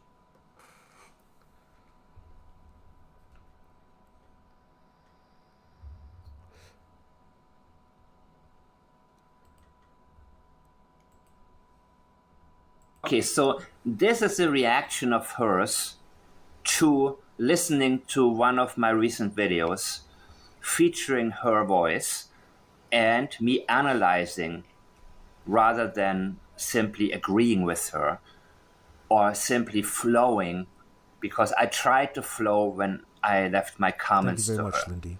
I want her to keep going and tell us, you know, I don't want to interrupt her.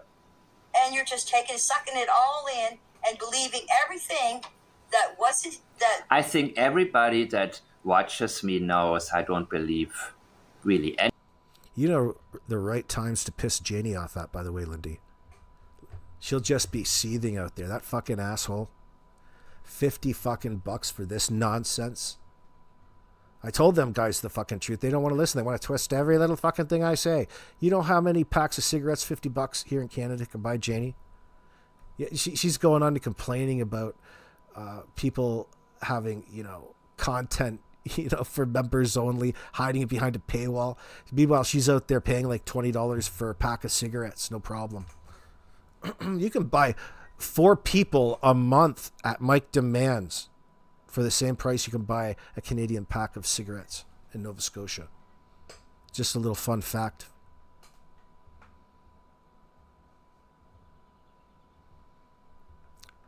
Sadie, you're going to have to go over and ask Zach.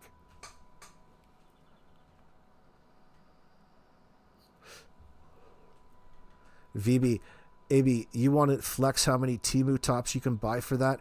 Well, you don't see the cycle because now she spends so much on a pack of smokes, she can't afford even the most basic thing from Giant Tiger. She has to go to Temu to get 3 of those nasty zip-up shower curtain, like, mini moo-moos that she wears for like $2, isn't it? That's what they advertise some of these things at. Holy shit, they're probably toxic.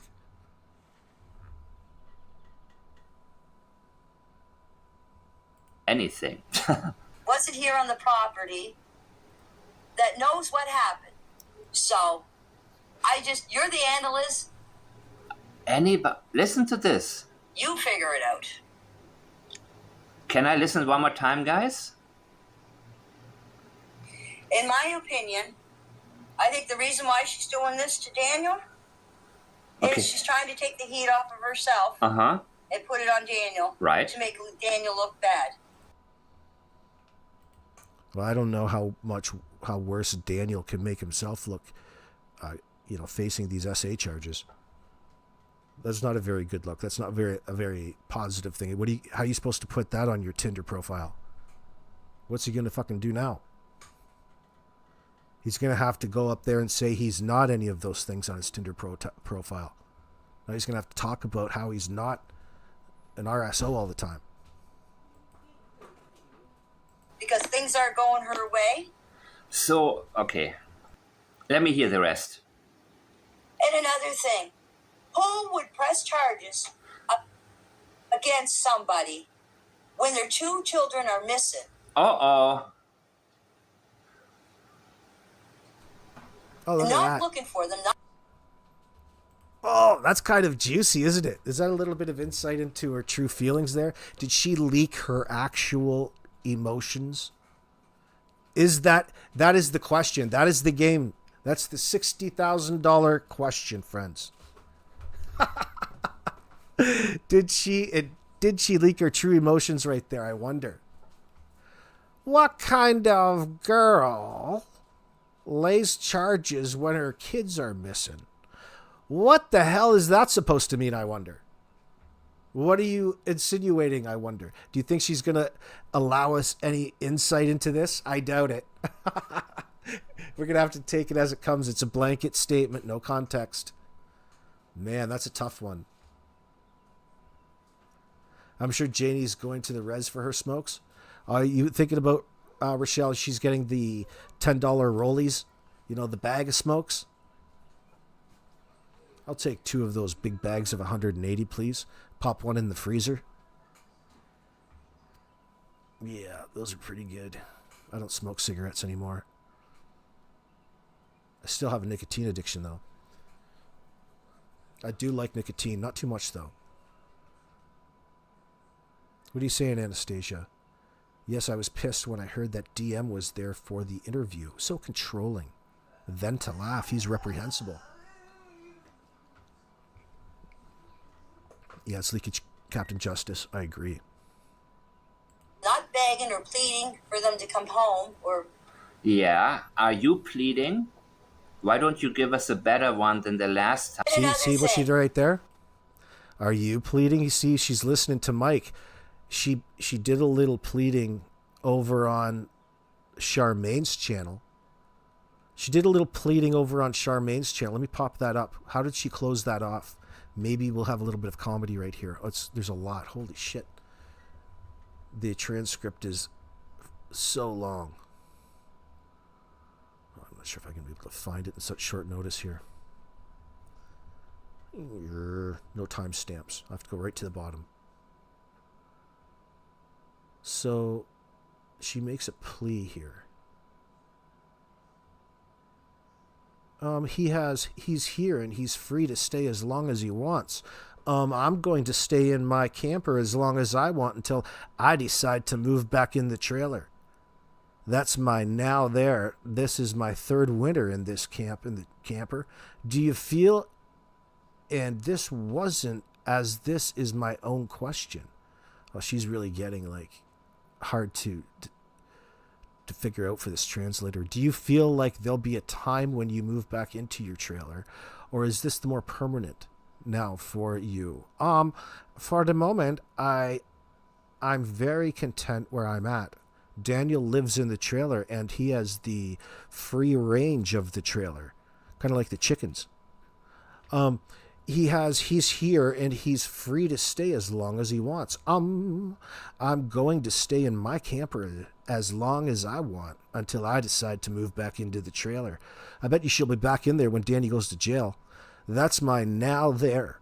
This is my 3rd winter in this camper. Do you feel, and this wasn't, as this is my own question, do you feel there'll be a time when you move? Why is it repeating? I must be stuck in repeat here. That's why. Had a little tweak, had a little cut off. Excuse me. Got a screw loose there. I've got to tighten that up. It was caught on repeat. Tambourine, the Pictou County auction ticked you off to no end, too. It was definitely Danny chuckling. Drove me nuts. He laughed at Jay saying AB lives in his mom's basement. Oh, yeah, up on Charmaine's? I don't think that was Danny in the background. I don't know who that was. People are saying it was Durwood.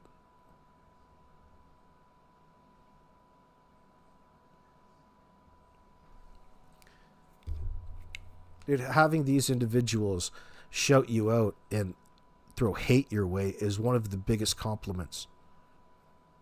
You know you're doing things right. I'm not looking to be your friend. I don't want to fucking talk to you. This is a matter of public safety.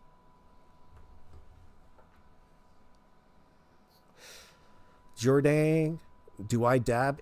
No, I don't dab. I don't dab. I should, and I wish I could. Actually, I shouldn't say that. After I take off a crop, there might be some time where I squeeze, and it depends if I'm making some water hash in that sense. Might dab up some of that. But I actually haven't in quite some time, and I can't think of the last time I did. So it must have been pretty good. I don't have anything against it. The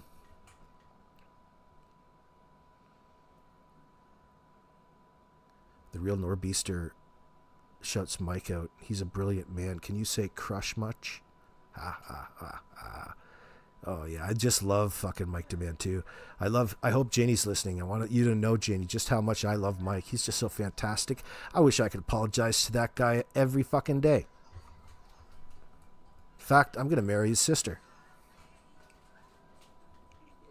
We're gonna be close. We're gonna be like real detectives. Anita's going to work in the office. She's going to be our Jennifer at the front, like WKRP. What concerns me is Bill C9 hate speech laws. Already going door to door over online posts. How would this affect YouTubers? Yeah, don't worry about that, real Norbeaster.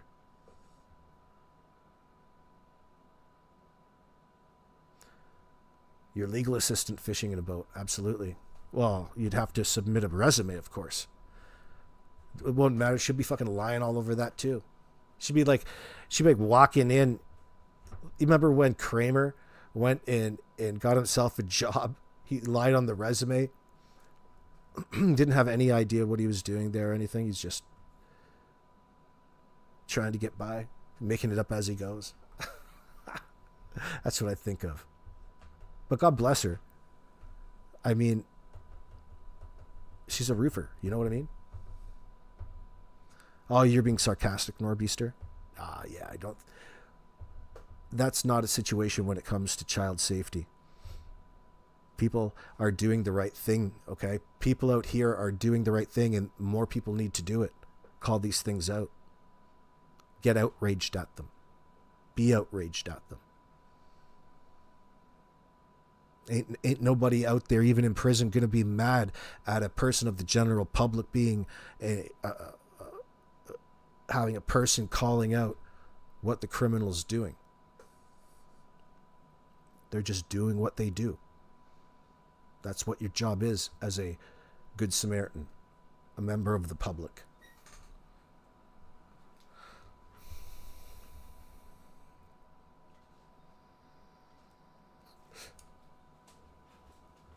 Helicopter Grandma AB, you can't move in with Mike Dammann. Just saying, Anita is going to be there taking control. Sorry, not sorry. I noticed how jealous she was in comments the other day. She's doing a lot of what we like to call love bombing.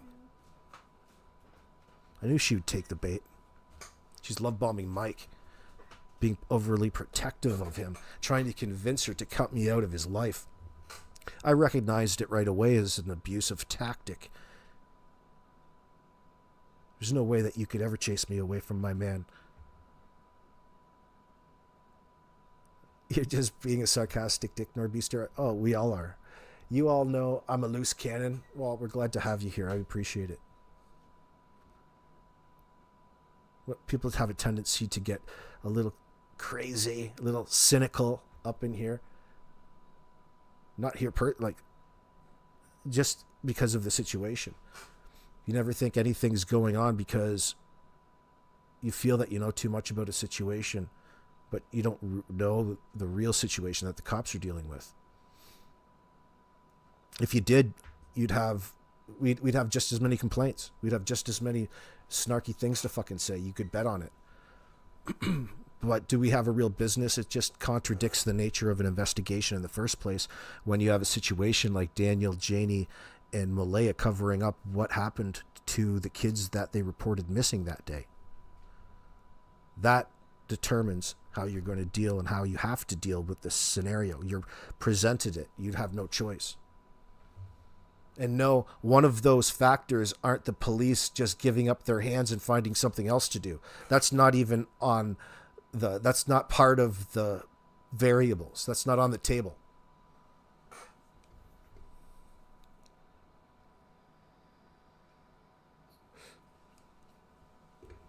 Quitting is not an option, in other words. It's just not in their nature. They don't get to that position and decide to walk away from such an easy peasy situation like this. But one of those detectives, the case is bigger than them in that sense. It's its own beast. It gets done when it gets done. It fills itself in when it fills in. And no, it's not going to be years. It'll be soon. We just had to do this the long way. And by we, I mean the RCMP. But I was talking like Daniel there. Me and the RCMP. He's a real fucking Columbo. Oh yeah, I'm helping the RCMP out. I'm just their little helper. There's all of these secrets that me and the RCMP detectives have. I don't want to jeopardize our relationships. Did anyone tell them, says Miss K, did anyone tell them first that I'm First Nations, Indigenous, and my family attend all of the international conferences? AB has never once been racist. I've been in his chat for years. Oh, well, it depends.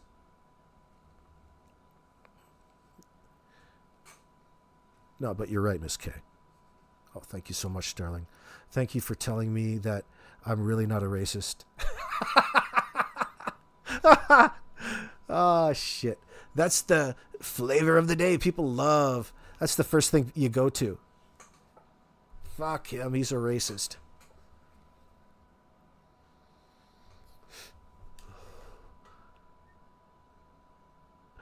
Not in our watch. We need more Scooby snacks and catnip. Though for the critters, we'll rescue. I ate all mine. Scooby snacks, those are like mushrooms. Psilocybin. We have yet to see the chickens. I hope Jack let them escape, poor kids. Well, we saw a chicken on the CBC, a rooster. One rooster left for cockfights. Well, cockfights around Daniel's house means a completely different thing. Especially with my own AB, says the Norbeaster. It enrages me in your past. Oh, I'm sorry to hear that. You're not alone, though. You don't think you're a racist, AB? I know I'm not. You can call me it, though. It's still free advertising. It doesn't matter when you're up in a situation like YouTube or anything like that. You got to have thick skin. People call you all kinds of things. Listen, I know what I am and what I'm not. People can call you whatever they can say and make videos about whatever. Only you let it bother you at the end of the day. It's funny because I already know it. I've been through it in that sense. I'm not saying that it's fantastic, but it's like golfing in the rain. It's like training yourself. You don't have to let things bother you. You know where it comes from. You know the end goal. You know the reason why it's being done. It should be almost a reward for you. You should be like, oh yeah, back in the saddle, baby. But that's what it is at the end of the day. Even no matter, like, channels do all kinds of different things. All right. Irrelevant to bringing any sort of message about the situation to everybody. That's what makes things so interesting. Who would have known that a place for the truth on the internet would be so rare to find in scenarios like this. Who would have thunk it? But I'm telling you, trying to stick to reality and the truth is a thing. And at the end of the day, no matter what happened, doing the right thing is a no-brainer in a scenario like this, unless you're guilty. So it shouldn't be very difficult. But people are here on YouTube for primarily financial reasons to begin with. That was the motivation to start a channel. So it's not surprising that people are easily tempted by a future that they see a lot of traffic. Traffic means growth. Growth means at the end of the day money. How you go about doing that is up to you. And there's so many different options. There's never just one way. But remember, especially up on YouTube, the one thing that I found, and people told me that right away, people that knew, and I still recognize it, like Navin Johnson and Desert Sentinel is Dead, those two people, maybe they're out there listening, about playing stupid games and winning stupid prizes and laying with certain particular dogs, you're bound to get fleas in that sense. You know, there's two adages that still apply to each and every scenario. And I'm happy not to go and interact with the guilty parties or the suspects in these situations. And it's fascinating to watch people do and jump over each other to go and get the chance to interview them as though this is some sort of game or race. I'm after the reality, the truth, which is much more somber. You would think that there would be so many other people interested in the same thing, and there genuinely is. But the most vocal of people genuinely get wrapped up in it with their emotions and want to choose a side because they genuinely are always trying to understand the situation. Something that really shouldn't have an explanation or a reason. Something that should have never happened in the first place. Why would you want to try to understand such a wretched thing? But we're all human.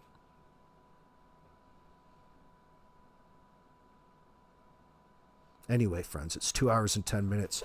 We're going to get out and enjoy the rest of the night before the sun goes down. It's still 16 degrees here in Southern Ontario, and thank you for joining me in the super chats, of course. You guys were very generous. Helicopter Mama, or Grandma. Helicopter Mama. Helicopter Grandma. And Lindy, of course, thank you very much for making it a fantastic night, guys. We'll be back tomorrow with doing another live, keeping it real. Please take the time to go out and go give my little short videos of you, whether you like them or not. Don't be sore. Get back here and subscribe and share this content out. Make sure you hit the thumbs up because it helps out the channel. I don't ask very often, but it is its own thing tonight. I'll see you guys tomorrow.